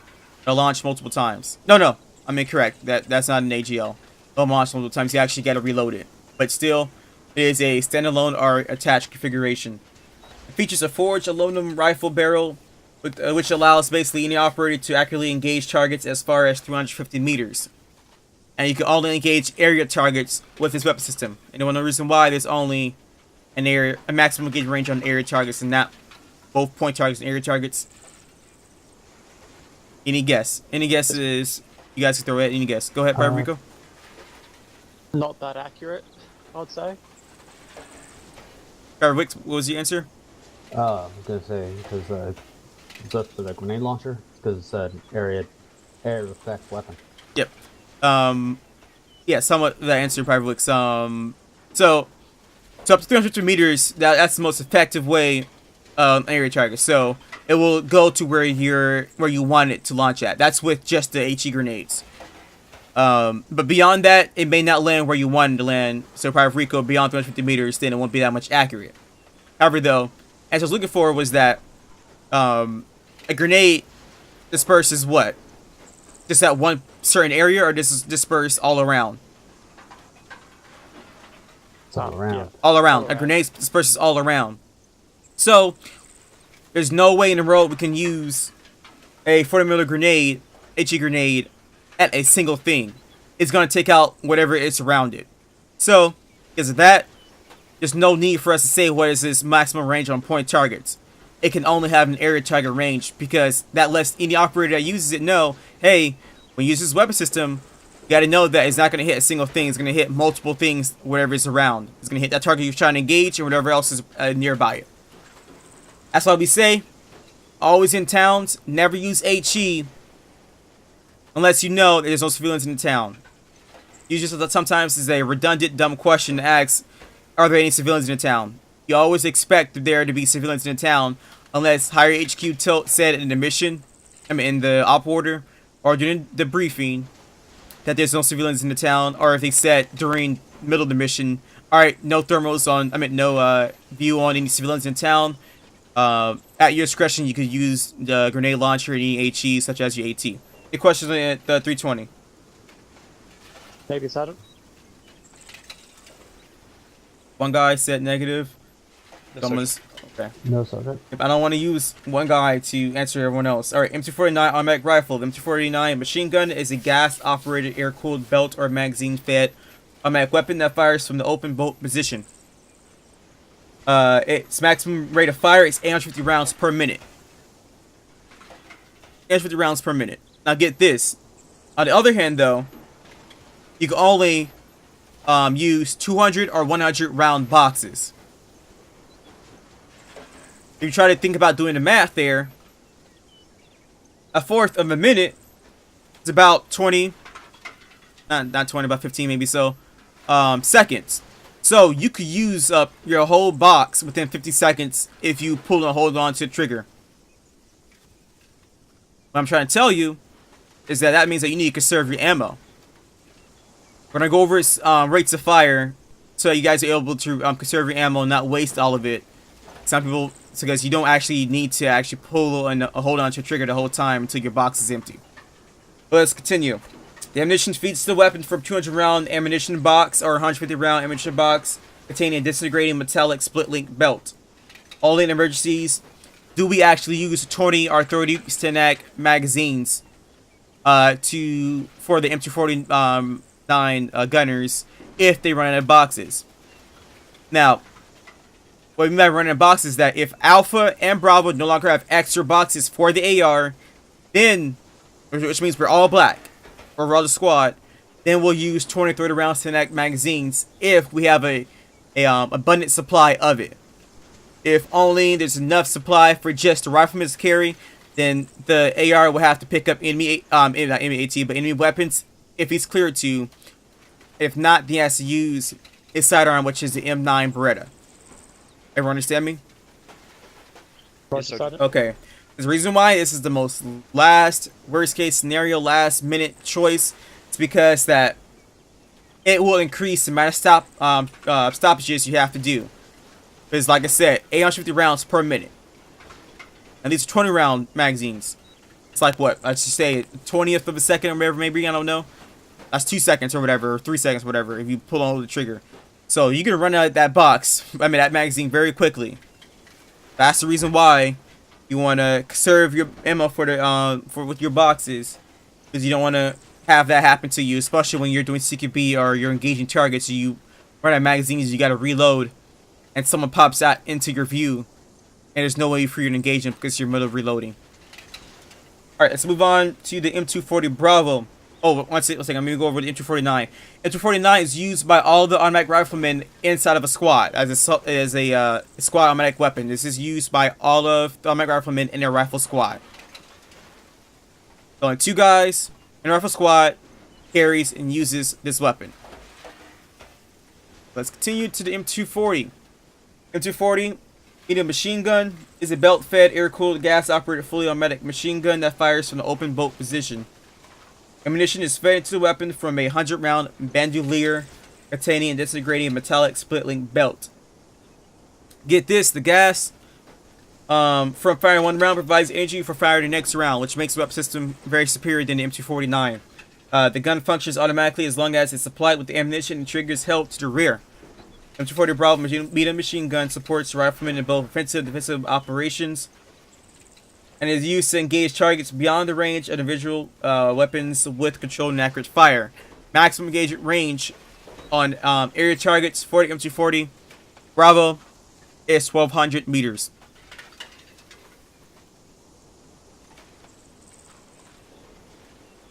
That said, though, when you're in a weapon squad, there's something for you guys to know as leaders when you get into leadership billet and when you lead, is that although maximum engagement range is 1,200 meters. A weapon squad only has 2 machine gun teams, so only 2 guys out of the 10 people carry M240 Bravos. So don't think that, oh well, yeah, we got 2 M240 Bravos. Yeah, we can put weapon squad a kilometer away from the rest of the salty element. No. 8 of the guys carry an M4. Maximum engagement range on area targets is 600 meters. So you want to put the weapon squad 600 meters away from the salty element. And anyways, that increase its damage, or its damage on its firepower, number 1. And number 2, it allows them to engage the targets a little bit more better. So don't think that since its maximum engagement range to 1,200 meters dictates how far the whole squad is at. It's only 2 guys out of 10 people in that squad.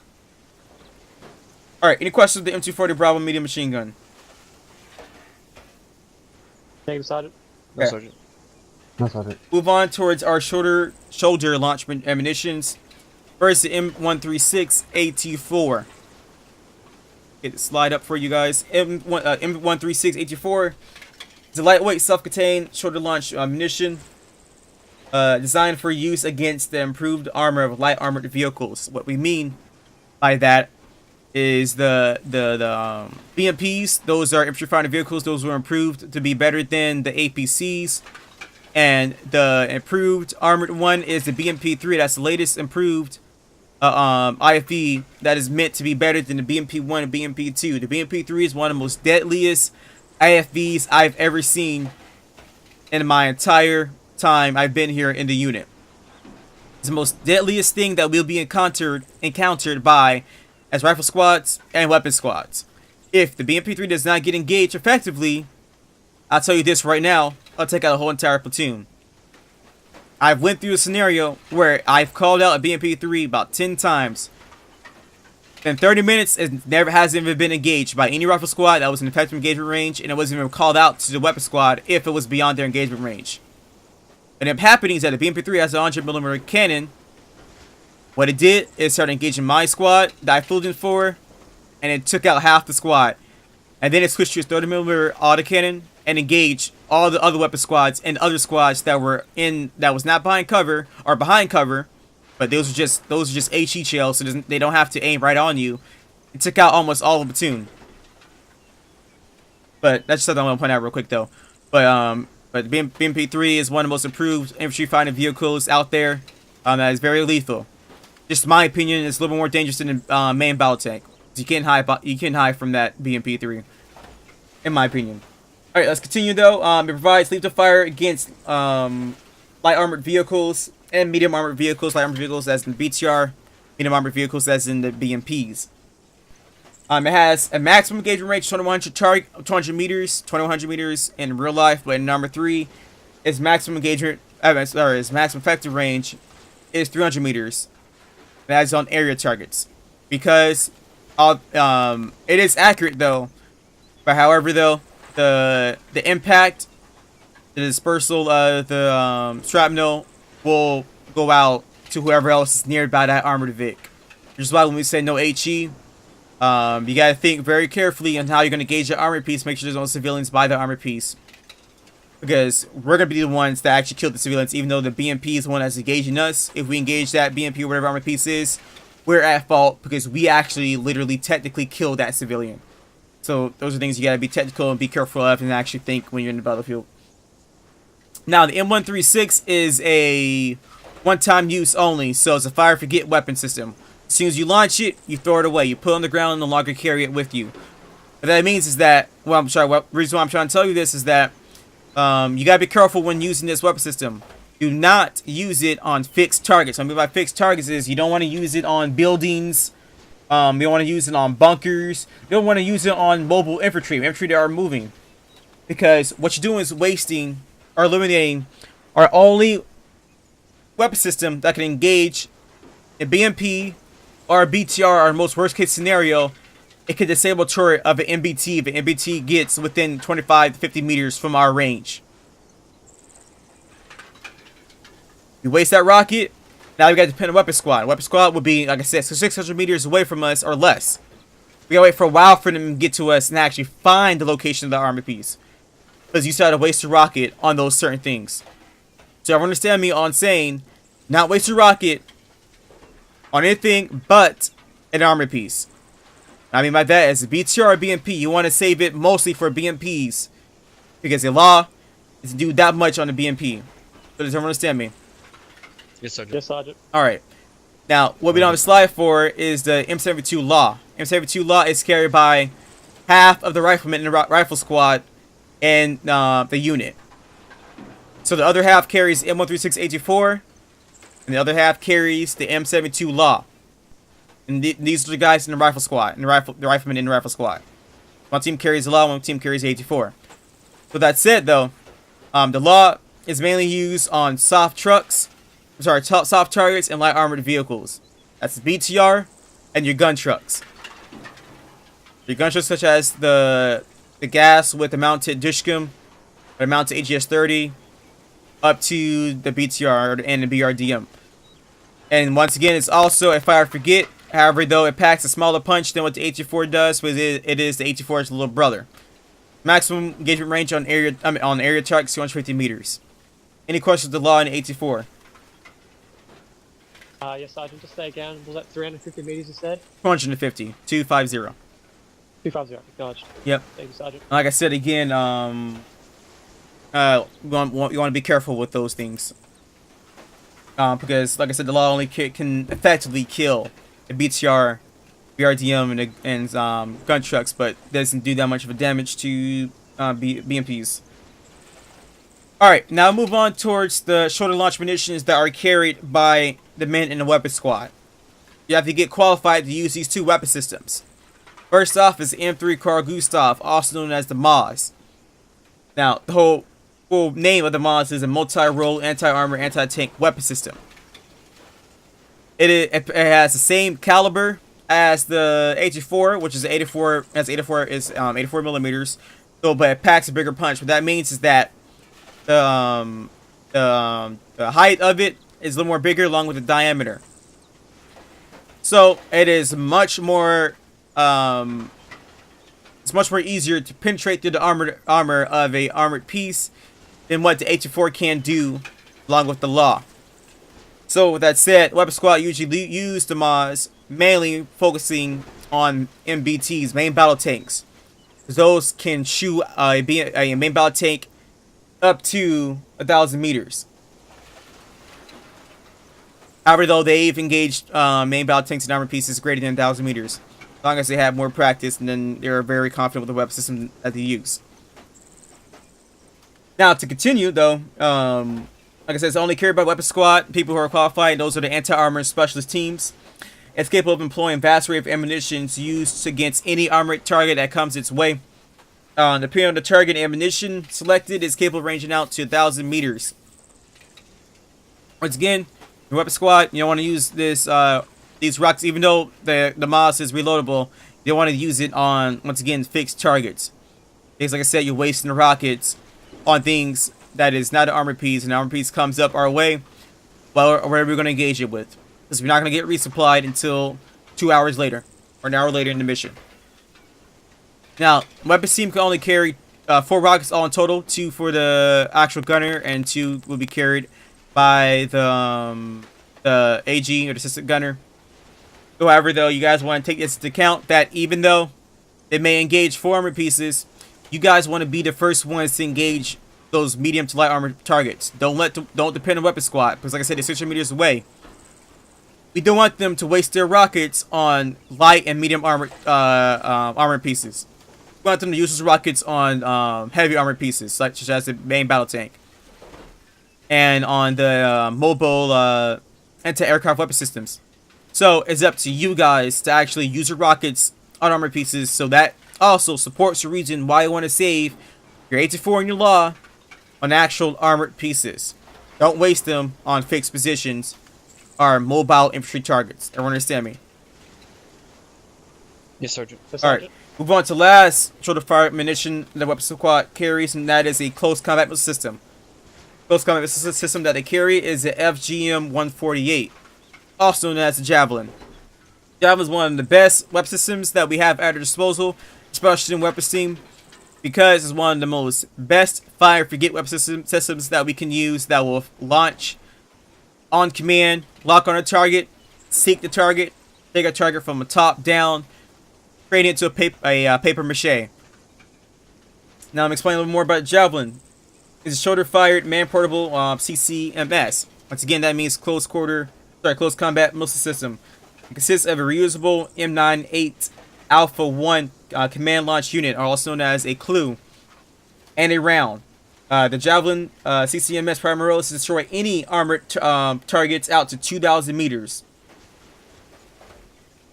In addition, the Javelin CLU can be used alone as an aided vision device for reconnaissance. Sometimes you will see anti-armor specialist teams just have the Javelin. They're just looking down the sights of the Javelin because it has thermal optics. Sometimes they'll be scanning down the tree lines and looking out there to see what they can see. Be another piece of reconnaissance for the machine gun teams in a weapon squad, along with calling up targets to the squad leaders, so squad leader can bring it up to Platoon HQ, so Platoon HQ can know, along with other squads can know the position of the enemy movement. Now, Javelin is almost actually, I'm not gonna say that. It's not really needed. Now let me tell you guys something about the Javelin, what it does. Now, when you lock onto a target, as soon as you launch that rocket, what happens is that the rocket will get about a few meters in front of your so about maybe 5 meters. Once it's done that's when the main engines of the rocket kicks in. You're going to see the rocket seek up straight up into the air about 45 to 60 degree angle.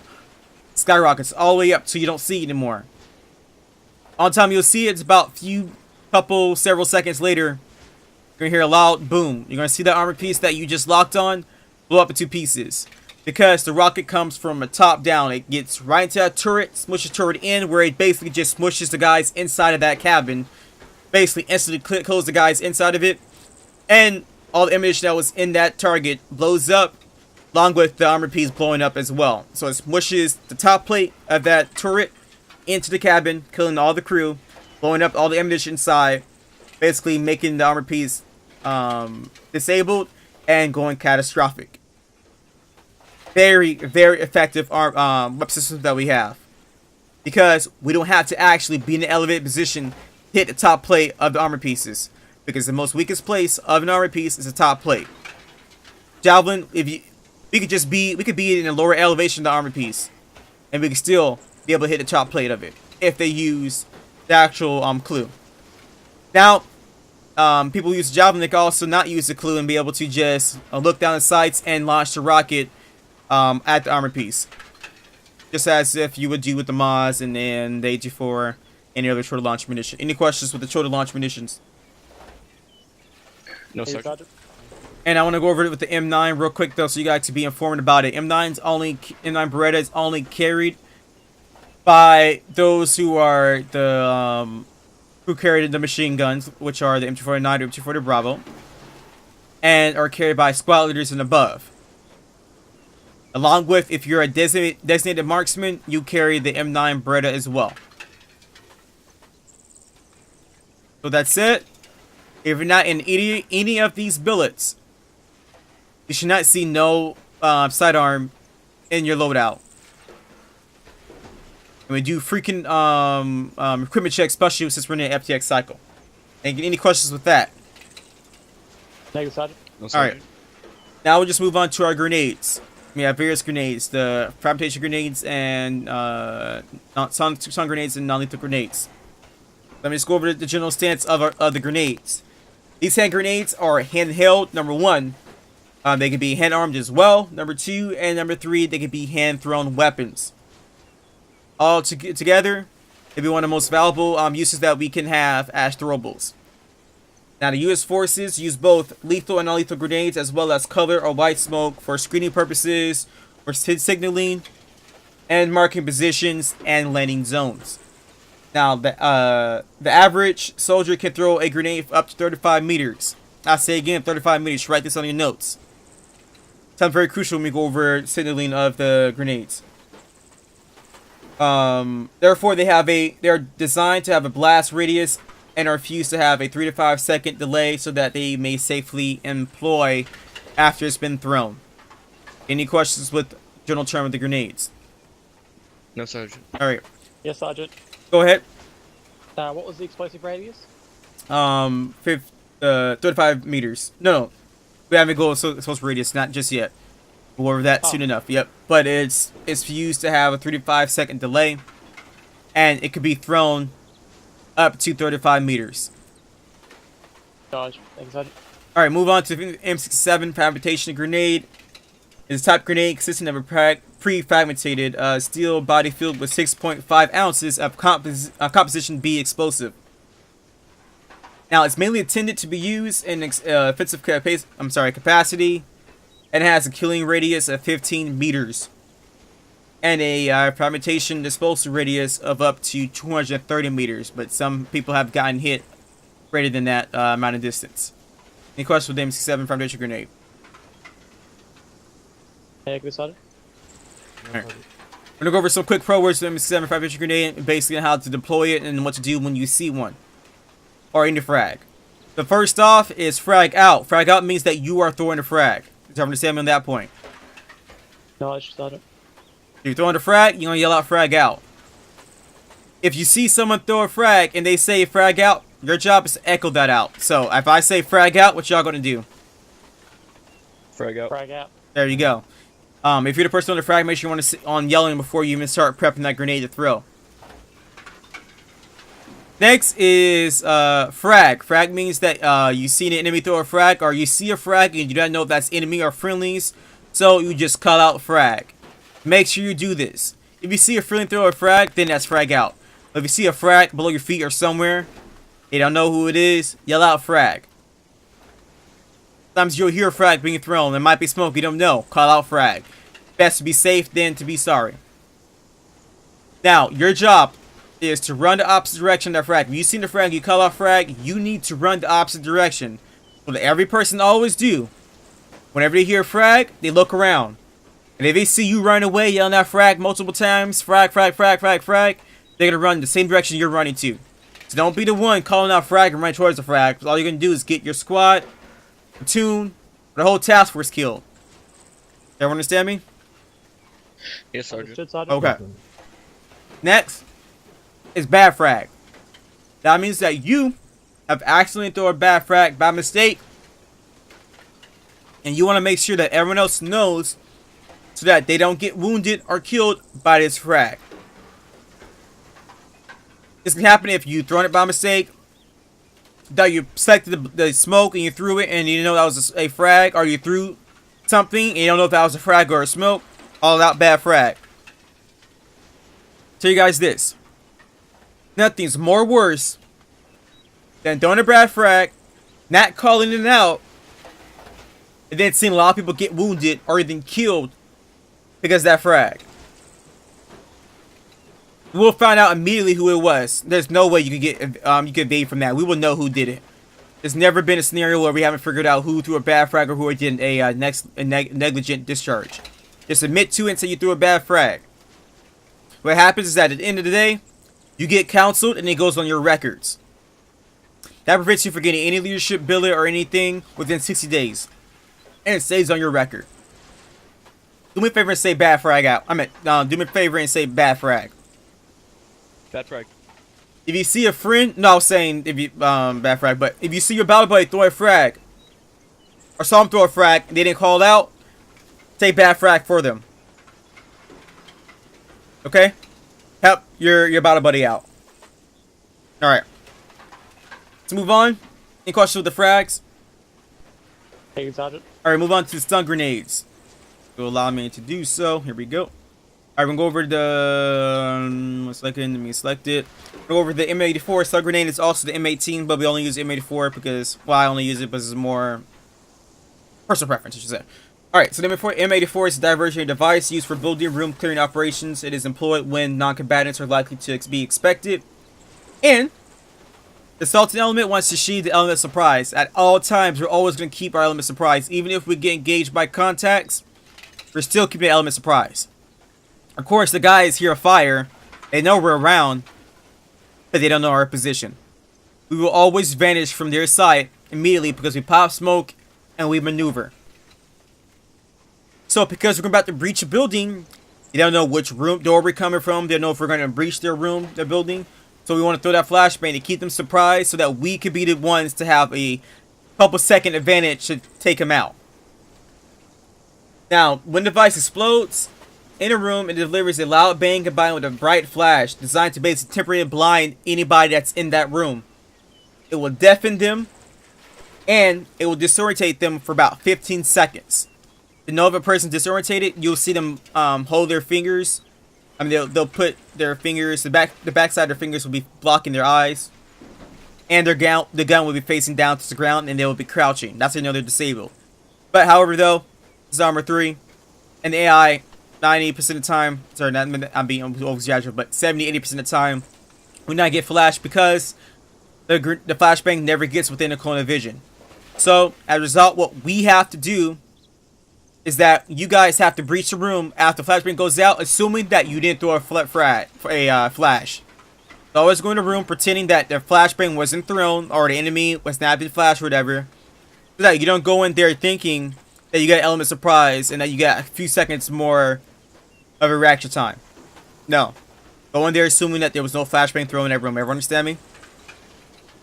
Understood, Sergeant. However, on the other hand, the flashbang is very effective on us. If you do this right here, let's say this this walkway right here is the entry point.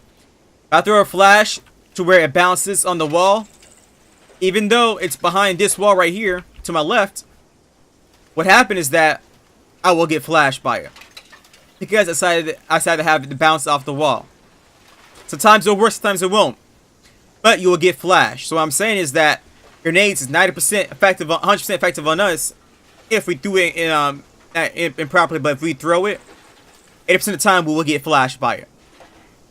I'm being exaggerated. 10% of the time we get flashed by it. 10% of the time the enemy does have some type of advantage. Any questions with the flashbang? No, Sergeant. Thank you, Sergeant. No, Next, sir. we'll go over the smokes and the signal color. Make sure you write this down. First off is white and yellow smoke. It is used for concealment.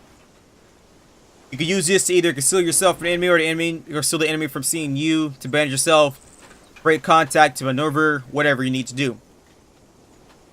Now, the reason why we said both yellow and white is because white is normally used by the enemies, who normally use the yellow smoke, so we can know, okay, that's friendlies concealing themselves, that's the enemy concealing themselves. But you can carry either yellow or white, but I advise you carrying yellow so we can know who's concealing themselves, where is the enemy position at.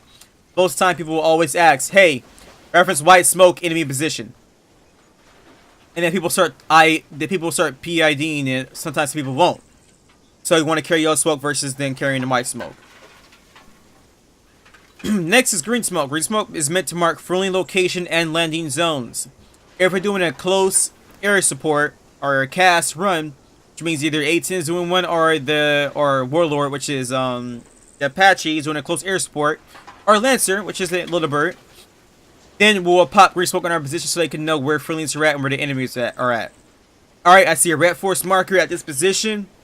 I'm about to fly through it. Alright, looks like the red force marker is somewhere around here. And I see green smoke over here. Alright, these guys by this green smoke is probably friendlies. These guys away from this green smoke, right, that is right on this red force marker, are enemies. Let me engage them. That helps them out when engaging, so they won't accidentally friendly fire us, especially when doing danger close one. But you want to be careful when popping it. If you throw a green smoke and you threw it about 35 meters away, and that green smoke 35 meters away from us, about 5 meters on the enemy position, then they will think, oh, wait, they probably misplaced the red force marker by mistake. They probably moved onto the red force marker and the enemy pushed back. Alright, well, these guys away from this green smoke, it's probably enemies. Let me engage them. And we end up having a blue and blue situation there. So be careful when popping green smoke. Let your COC know, hey, Alpha, green smoke's meant to mark concealment or bad green smoke. Just let it be concealment. And then if you're a team leader, actually it's Alpha, a man of a fire team said green smoke's meant for concealment. Alright, everyone understand me? Understood, Sergeant. Alright, next is red smoke. Red smoke's meant to mark enemy position. Just straightforward. Sometimes you don't want to. Sometimes we say it's bad for you to throw red smoke because the enemy is within 35 meters from you. It's just better for you just to throw that grenade. I meant that use your rifle. But if it's a armored piece that does not see you, you can pop red smoke on the armored piece, or you can use actually red smoke rounds for the 320 and pop it out 350 meters to mark enemy position that is 350 meters away. Any questions with red smoke? No, Sergeant. Hey, Sergeant. Next is blue smoke. Blue smoke indicates a broken and chain of command or lost of communication. So if everyone in your team is down or squad down and you don't know who to communicate above that chain of command, you don't know what your squad net is, or your radio does not work anymore, you don't know what platoon net is, you pop blue smoke in your position. When we see blue smoke, we will immediately move to that position. That means that you have infantry rifle squads moving that position to clear it out, and you have weapon squad trying to overwatch in that position to take out any contacts nearby. So if you pop blue smoke by mistake, you don't call it up, you're going to end up having the whole task force come to your position. If you're taking too much enemy heavy fire, then you're going to have the task force getting engaged by the flanks, which they weren't being expected to get engaged by. So please call up if it's a black blue smoke and if it's meant for concealment. Next, purple smoke. Purple smoke is used only by medics to mark a mass casualty area, or mass casualty collection point, MCCP. So your purple smoke being tossed, you most likely don't want to be right on that purple smoke. You want to be at least within 35 meters of it to establish your perimeter around the medics. So that if enemies come up to you, they only see you, not the medic, so you can engage them. And if they engage you and they won that firefight, that gives medics enough time to stop bandaging and do whatever they do and engage any targets that are coming through the perimeter that just got broken through. Lastly is orange smoke. Orange smoke is meant to mark a danger area. That danger area is meant to mark are demolitions. So wherever explosives have been set, so team leaders are the ones that carry orange smoke. So team leaders will mark the position of that demolition that has been set and will pop orange smoke on it. That way you use a reference. This is alpha. Demolition. Orange smoke marks the position of the demolitions that have been set. I am on standby to blow up the demolitions or whatever. Any questions on any of the smoke colors we went over? No, Thank you, Sergeant. Sergeant. Alright, awesome. Next, demolitions. This is how you place your explosives and so on and so forth. So first off, you're going to do control windows. You're going to hover over explosive. And hover over M119 explosive charge. Then I think either place will pop up or whatever, but you're going to release. Then it will pop up on your screen. You're going to say left click to place, scroll wheel to rotate, right click to cancel. So you can scroll wheel to rotate it. You can place it on objects or you can put it on the ground. Once you're ready to place it, left click, now it's placed on the ground. But you're not done. What you're going to do next is press and hold on to your Windows key. That is your interactions key. You're going to put your mouse to hover over interactions. Then you're going to put on set firing device. And then you're going to hover over M57 firing device or M152, whichever firing device or clicker you have. Then you're going to release. Say firing device set. Now you're ready to set it off. Now you get to know when you set demolitions. If this is the first demolition you set off, you put it to your clicker and write down first demolition is for mortar pit. Then you move to second demolition site and you put demolition blocks on a helicopter. Second demo was set on a enemy helo. So that when your squad leader tells you, alright, Alpha or Bravo, go ahead and blow up that helicopter that you set your demolition blocks on, they'll know, alright, helicopter was the second one. Alright, so I'm going to press control windows. I'm going to hover over explosive. I'm going to hover over set detonation. I'm going to hover over detonate code 2. Because the enemy helo was our second detonation, so code 2 will reflect the second time we put demolition on and set it to our firing device. So keep track onto what demolition you put into your firing device first, second, third, or last. Okay. Everyone understand me? Understood, Sergeant. Understood, Sergeant. And if you want to blow up all the all of the demos, you're gonna hover over control windows, firing device, set detonation, and then detonate code all, and then release on that, and it'll detonate all the codes that you have. All right, let's continue to our rates of fire, and then we'll be done with the classroom portion.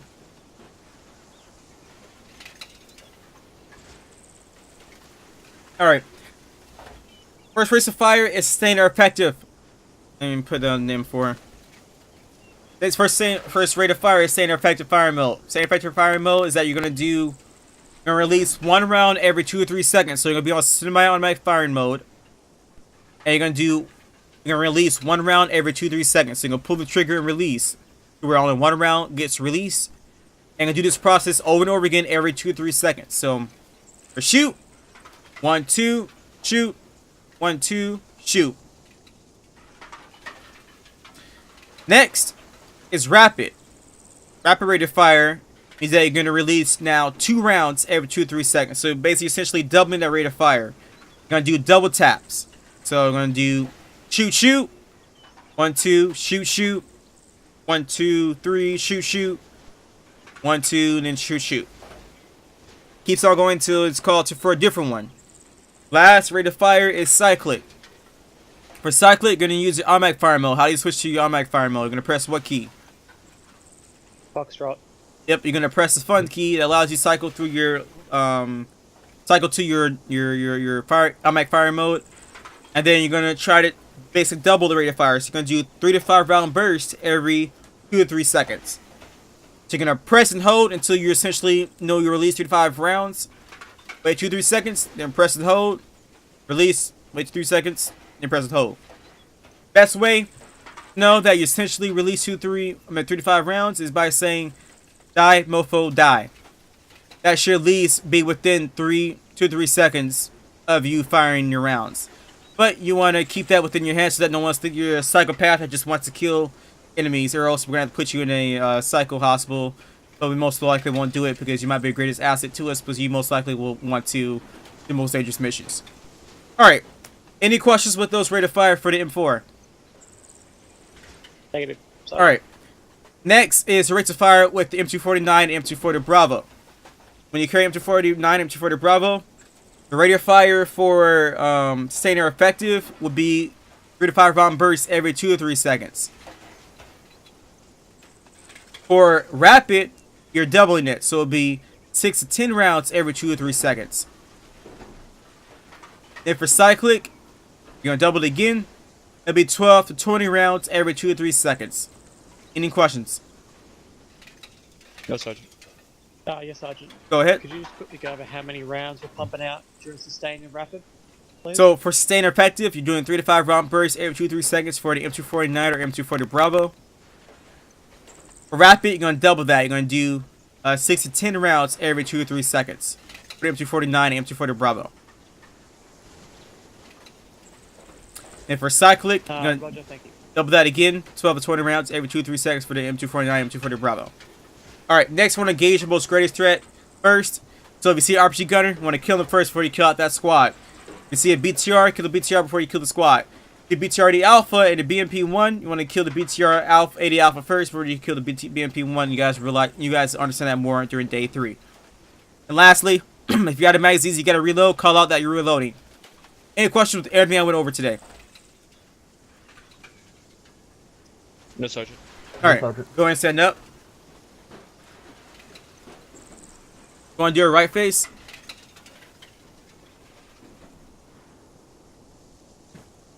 Alright, go ahead and follow me outside of here. Do not worry about putting your soft covers and your eye probe back on, so we're going straight to the supply sergeant. Just go ahead and follow me.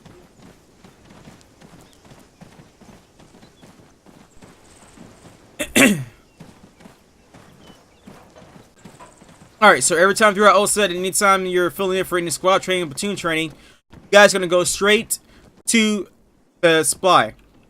So whenever you're loading into a server for a squad training and platoon training, or you're in OSUT, when you're clear to get your loadout in OSUT, you come in this room to get your loadout.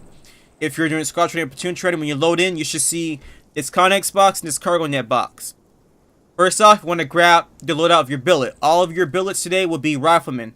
So go ahead, come over here to this Connex box, go into Arsenal, and load in your rifleman billet, or your rifleman loadout.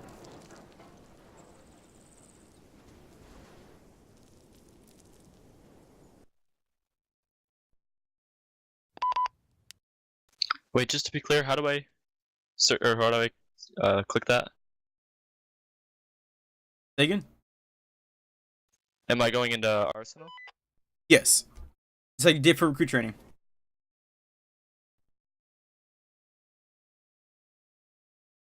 Microphone muted. Shouldn't have spoke. My game crashed. Never clicked on the game. Microphone activated. Doesn't much out of my game crash, so. Grenade range in. Copy.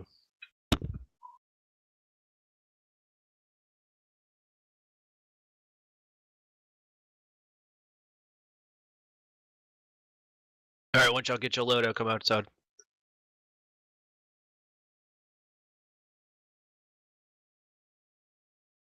Sergeant? Yep. I don't know if Sergeant Smith told me to grab vectors either. If I missed that. Yep. Yeah, make sure you have your vectors, gentlemen. Uh, Outside. Vector 21 Knights, that's your binos. Service Reptine.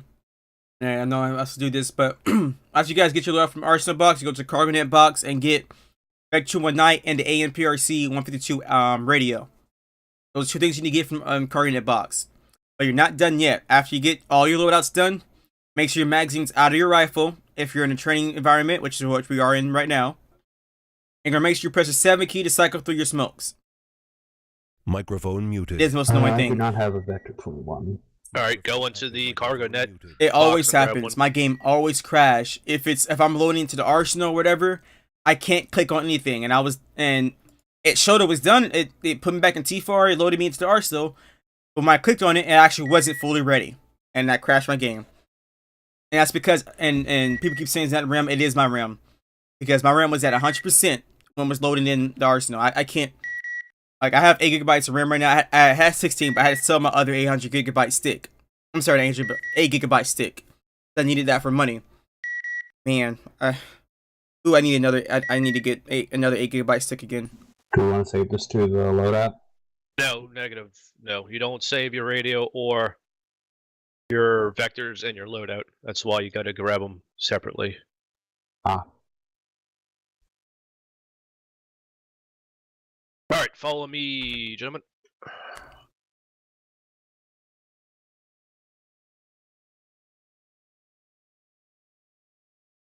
We're going to take the red flag. We're going to go to weapons range.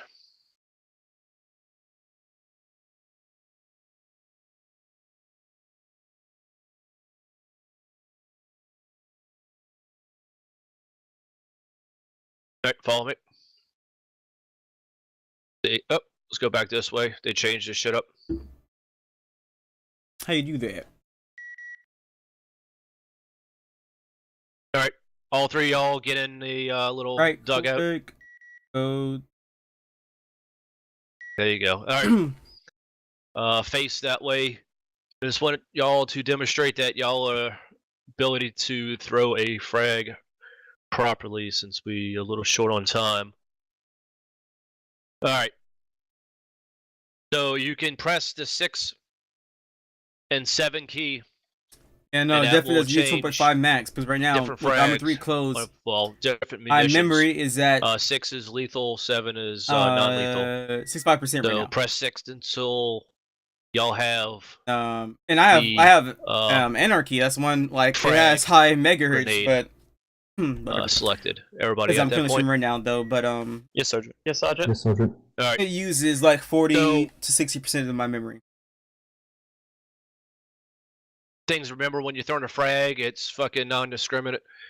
You throw it, it puts out. Oh, it's in the 360 launcher. degrees, so Oh, in a launcher, I can limit the fucking memory Take that used. extra second and think about where you're throwing it. And parameters and options. Second, when you're throwing your frag, you're gonna fucking yell out "frag out" before you throw your frag, not after. That's fucking pointless. 2, well, 3. Once you throw your frag, you're gonna get down in the prone position. So you're gonna call out "frag out," throw your frag, and press Z and get in the prone position, just like I am. Yep. And then I will call recover. Kneeling does not help because fucking shrapnel will go over the fucking sandbags and hit you in the head, etc., etc. So make sure you go prone. I'll see the option. All right. So Set my memory limit. everything should be done or set up from recruit training. So if you press G, You should have. Keep looking forward. I don't want you fucking throwing a fucking frag at me. When you press G, you should get a fucking arch with dots. That's correct? Yes, Sergeant. Yes, Sergeant. I am not getting that arch. Hold on. Or don't tell me through a grenade. Oh, Actually, I got nothing. Hang on. You have a frag grenade selected. When you Yeah, I press- do now. Make sure you're looking oh, forward. there you go. I see it. System memory limit. It says 0. Okay, I may have rebounded. Hang on. Give me 1 second to change that to the correct key.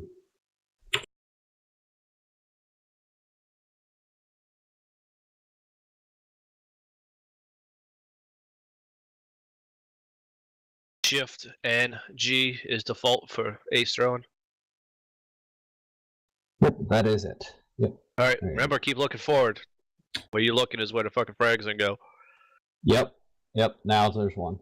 Yep. All right, so I'm gonna go in line, and I want y'all to each throw a frag.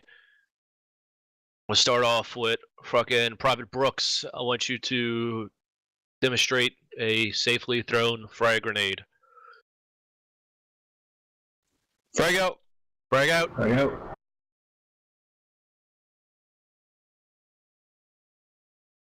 Nice throw. Recover. That was something I missed, or Sergeant Smith missed. Make sure you echo. Acknowledge, Sergeant.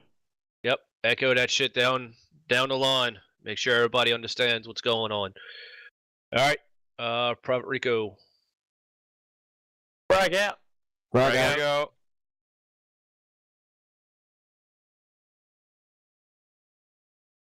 Huh. Cover. All right, Private Wick. Frag out. Frag out. Frag out. Yep. Right, that's because of the Bitcoin. All right, recover. Not Good Bitcoin, what's throws. called. Cryptocurrency, there we go. Boom. Now, Currency mining. we're going to move on to smokes real quick. If you press Shift Kilo, you will see a green arrow in the left-hand corner of your screen with some white dots. That arrow is showing you the wind direction. Obviously, we can't feel it being in game, so we got to have some kind of identification. So the wind is moving to the north, and 3 dots indicate a knot. So it's moving 3 knots to the north.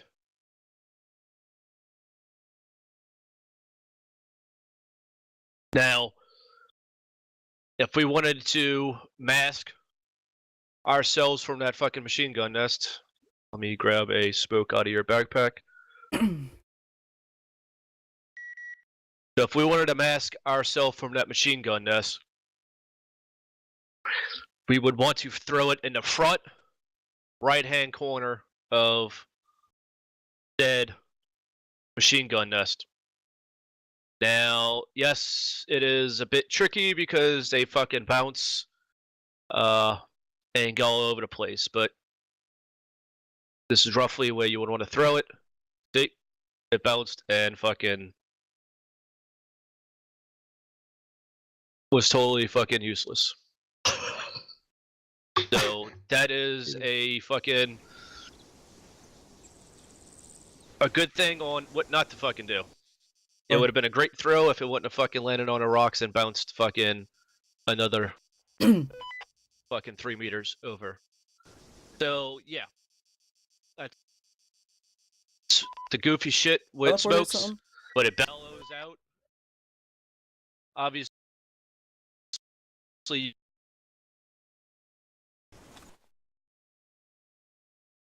create a big plume. We'll do use 1, not 2. So As long as I get my game building.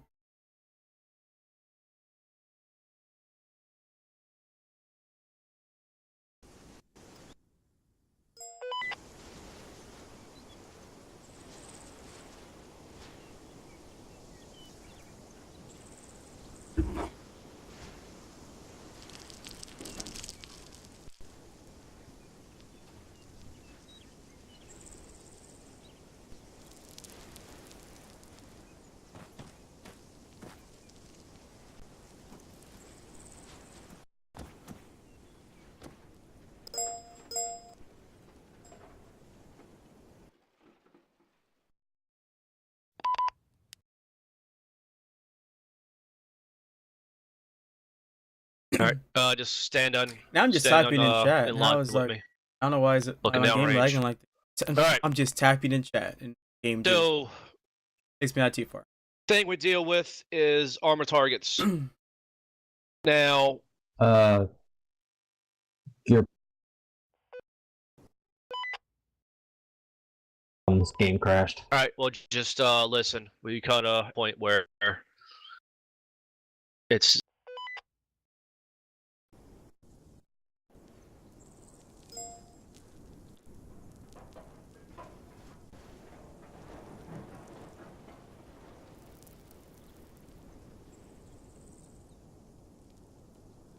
Oh, okay.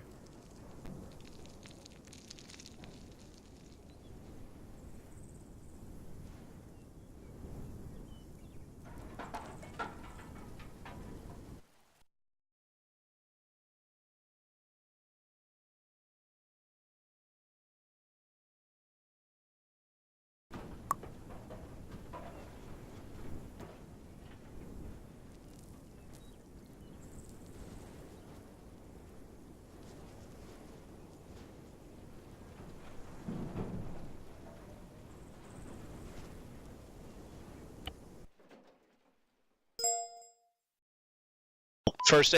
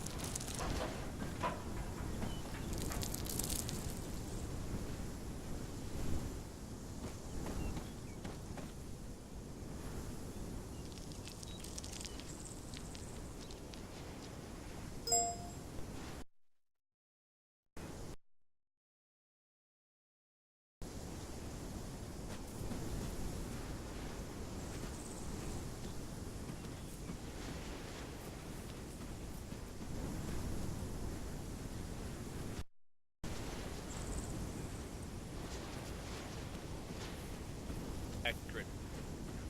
So he gives you a range to target, and you need to range the weapon as close as possible to the range on target.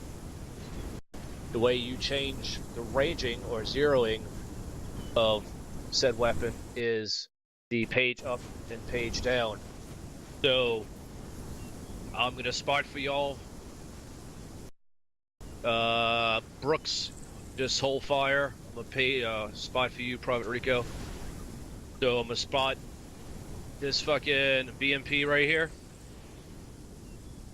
Eyes on. Yep. So I spot enemy BMP range 107 meters, bearing 138 degrees.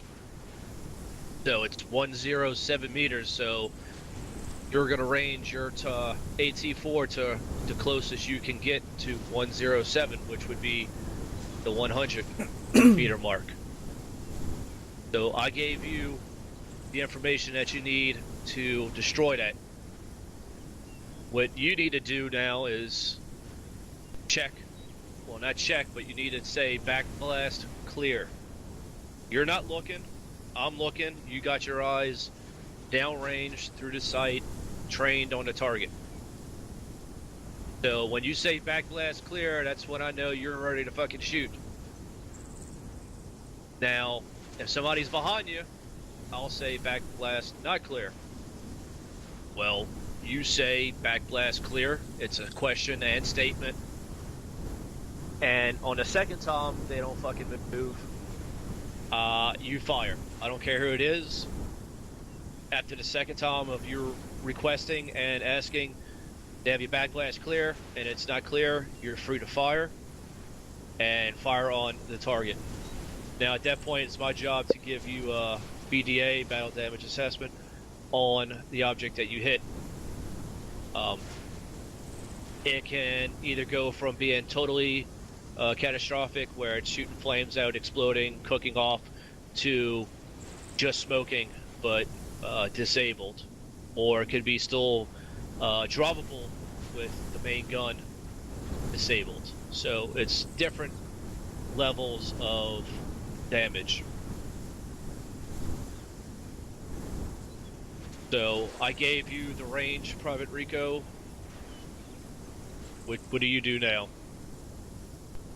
What do you say? So I'm set and ready to go, so back blast clear.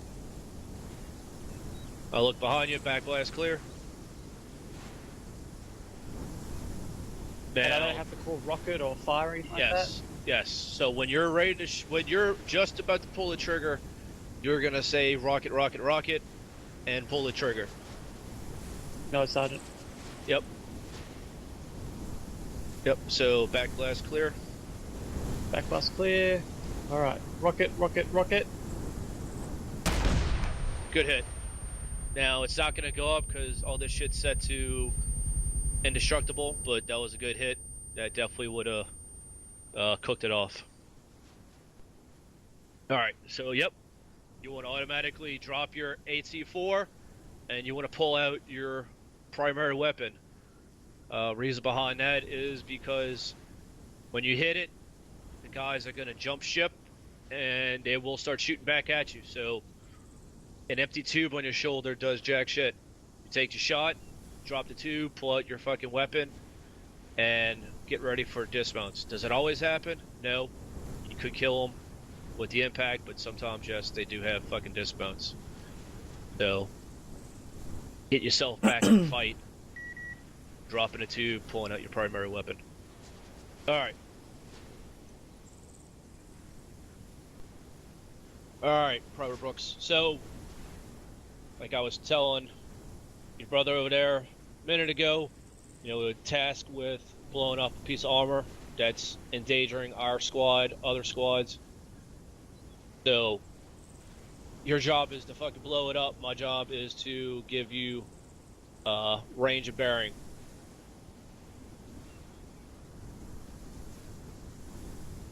So, pick out the target, and you can't really fucking pull out your compass and look at your micro dagger downrange, so it doesn't hurt for me to point. So, let's point at that fucking... Get over here. So, right there. That BTR. Bearing. 120. Range. 149er meters. Eyes on. So, yep.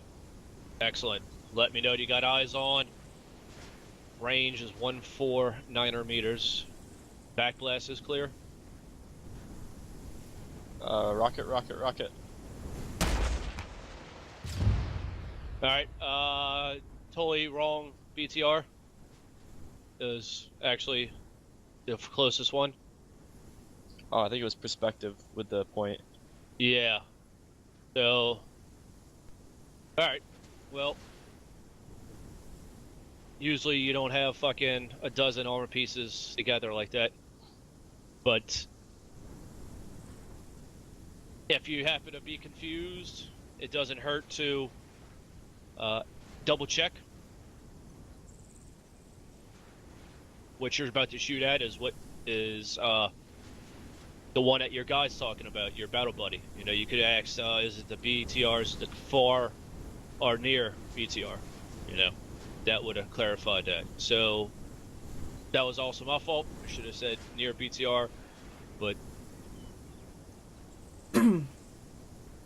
such is life. We're always learning, bettering ourselves. Roger that, Sergeant. Alright. So, yes, it's nice, formality and all of that, but when you need to kill a fucking BTR, or a armor piece in general, fucking take it out. You know, fucking somebody is lollygagging behind you when, you know, the rifleman doesn't just take out his fucking AT-4 for no reason. So if you see somebody with AT out on their shoulder, don't be stupid and walk behind them and just hang out behind them. It's not out for fucking shits and giggles. He's not gonna shoot fucking infantry with it as a fucking armor piece. So keep that in mind.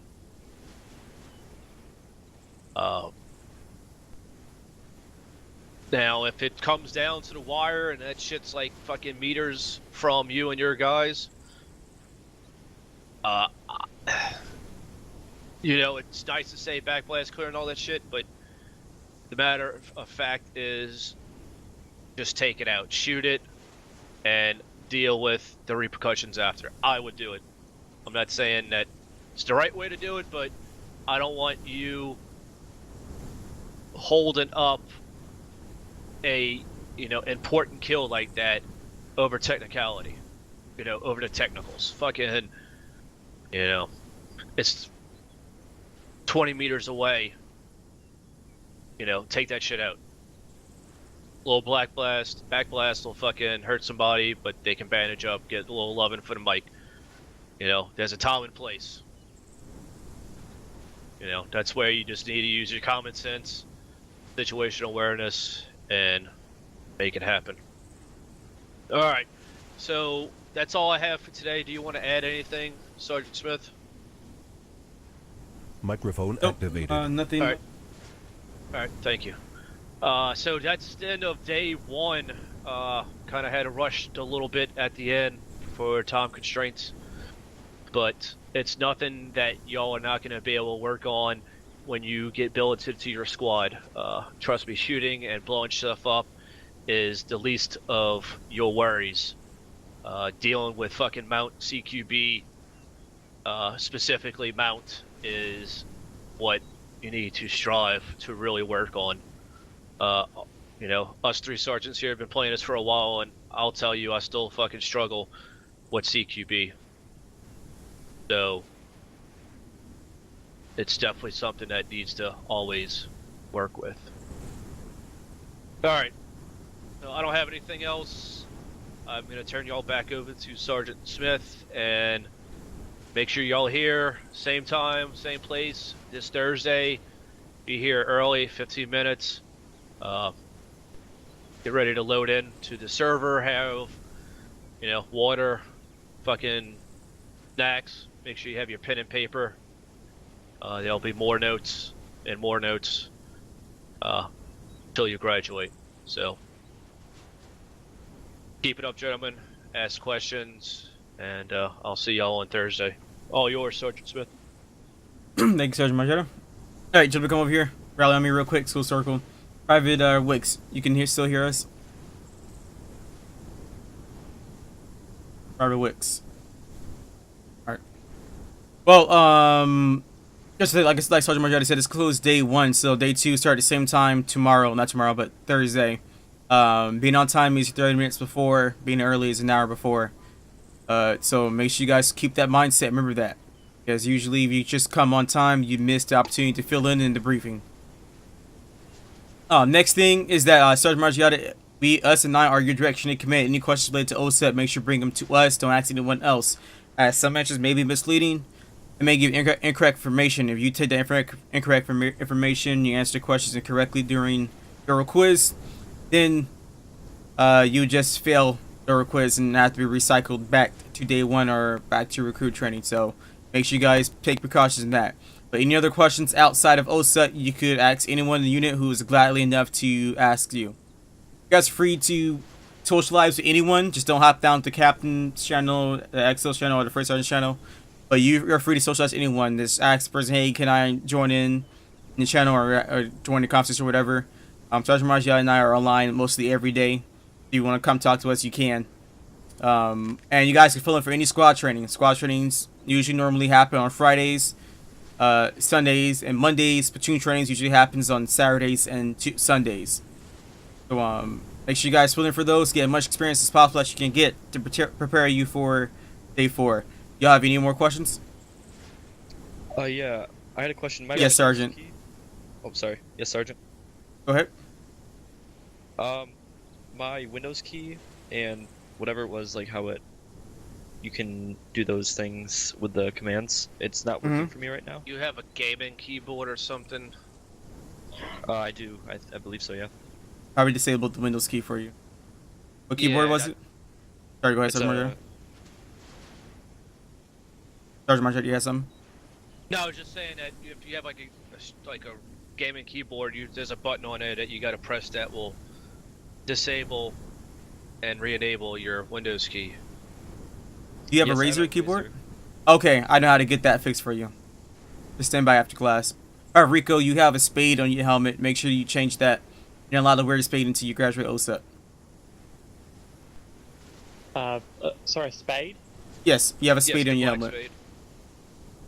It's That's that green box on the side of your helmet. Oh, that green square, I should say. Spade's blocked because you have your EC or that's what thing's called. It's covered by the band. I think I see it. Yep. Yep. Acknowledge that. Yeah, so switch it with a helmet that does not say 506. Okay. Like what Will do. Private Brooks' helmet is. Alright, you guys are dismissed. You're free to go. I just had a quick Sergeant. logistical question. Yep, send it. Sergeant. Yeah, just, I can make the second day this week, but I cannot make the third day next week. And I can make the fourth day. Is it allowed to, sort of mix the, Tuesday, Thursday, and Friday, Saturday sessions for the third and fourth day and first and second day? There aren't any Friday, Saturday classes. There are Saturday and Sunday classes, but Oh, sorry. they're day 1 and day 2 start this week. So you'll have to wait until the following week to take day 3, and then wait 2 more weeks to take day 4. So what I mean by that is, so day 1, day 2 is this Saturday to Sunday.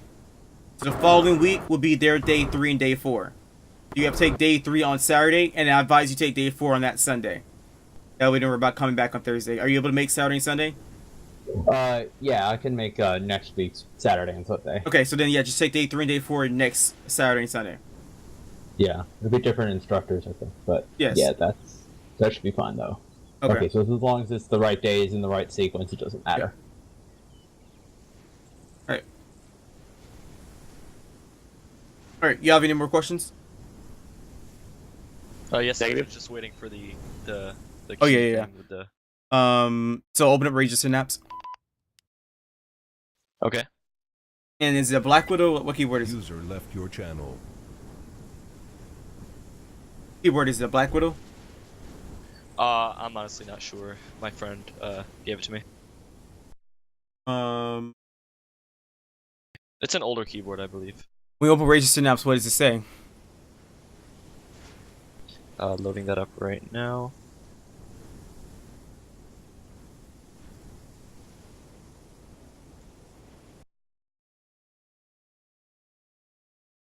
Probably says you should have put a Corsair or something, Smith.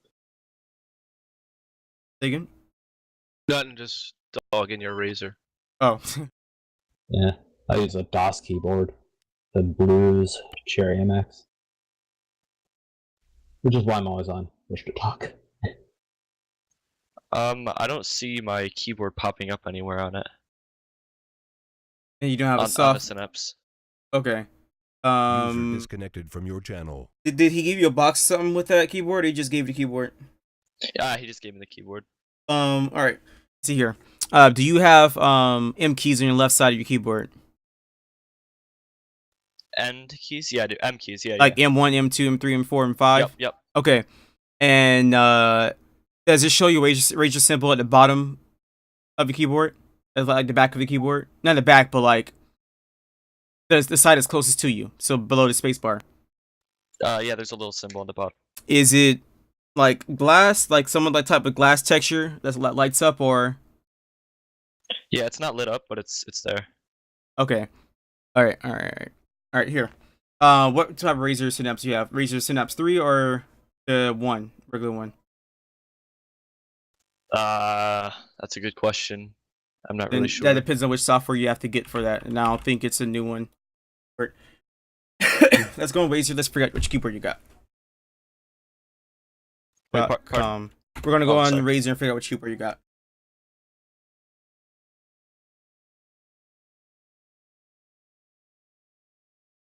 I think it's a Black Widow because it has black.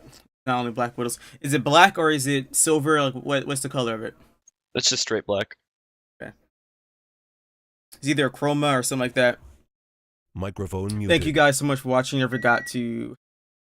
You guys always keep forgetting to stream, but Oh, you muted yourself. Microphone Oh, no, I know. activated. I was just trying to end this stream. Microphone muted.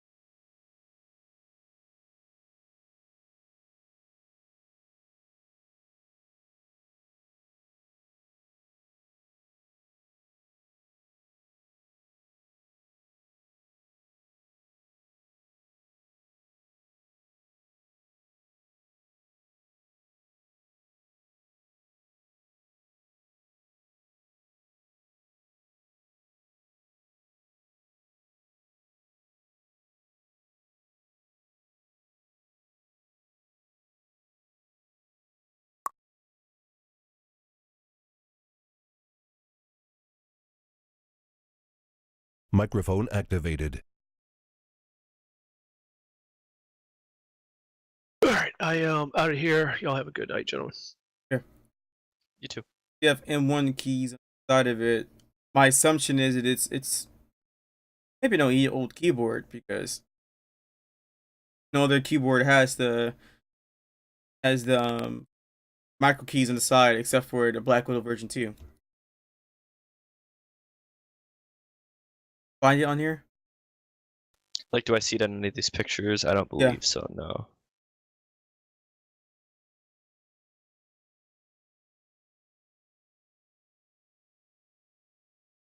Yeah, I don't see it on here anywhere.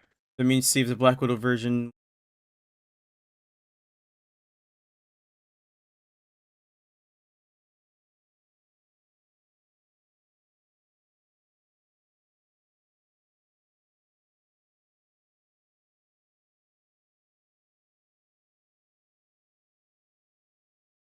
Probably version 1. Yeah, in the top right corner, there's like a same type of similar glass thing that shows there's like a G. I'm assuming that means like game mode on. Yeah, I think it's promo 1. Yeah. You want to turn gaming mode off because that's what disables your Windows key in game. So what you gotta do, yeah. you need to press FN, and then you see that G on there? Where is FN? Should be in the right of right alt. Yep, got it. Okay. Now, did that G symbol turn off? Wait, FN and then what key? F10. FN, F10. No, it's still there. So what is lighting up on your keyboard? Like next to cap locks, num lock, and whatever else. What is lighting up in that area? Just the green G with like an arrow through it, like a crosshair. Yeah, so did you press FN, F10? I did, yeah. And it didn't go off? No, it did not. Just press F10. Like, so on your function keys, right? Do you see that other G somewhere else? I do not know. No worries, let me look at the picture for version 1. Yeah, F10. Oh, it's F11 actually, I see. Yeah, I got it now, I think. It's F11 for mine. That's Okay. weird. That's what you have to do to turn it off. Let me check here Razer Synapse and see User disconnected from your channel. If your keyboard is compatible for Razer Synapse 3 or just regular Synapse. Check. Synapse.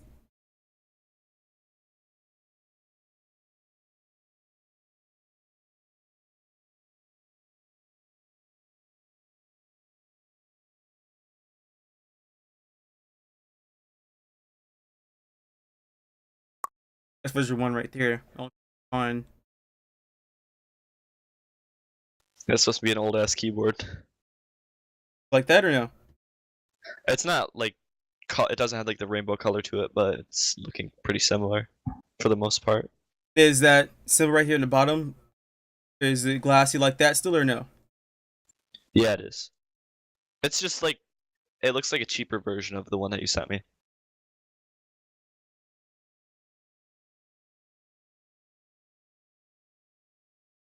compatible devices.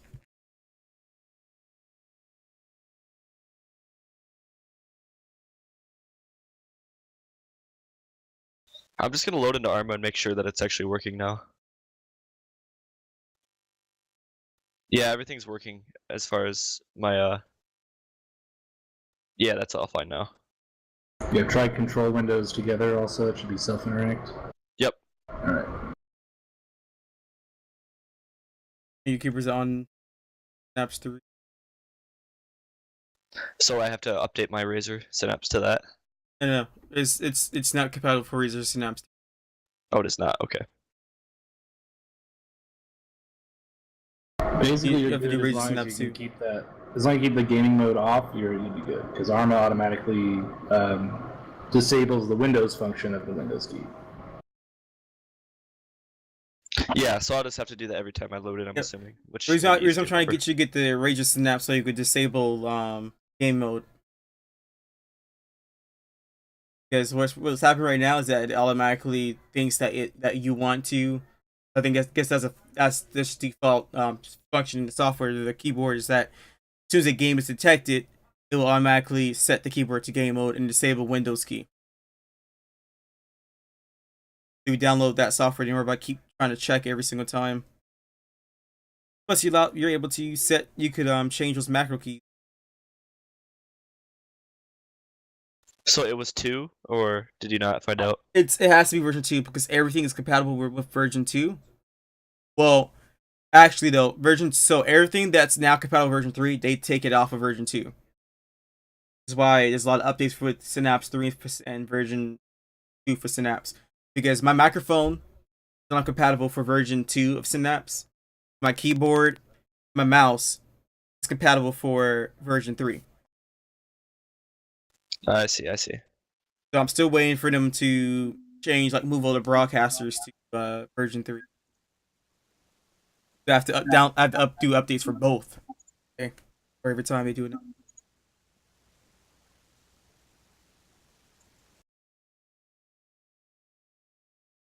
Alright, well I think I got it figured out then. Appreciate it. Problem. Microphone muted. Hey, Mark and And I think I'm gonna Navro, head out how you tonight doing, man? for the night, guys. Schmidt. Have a good one. Yeah, you too, man. User disconnected from your channel.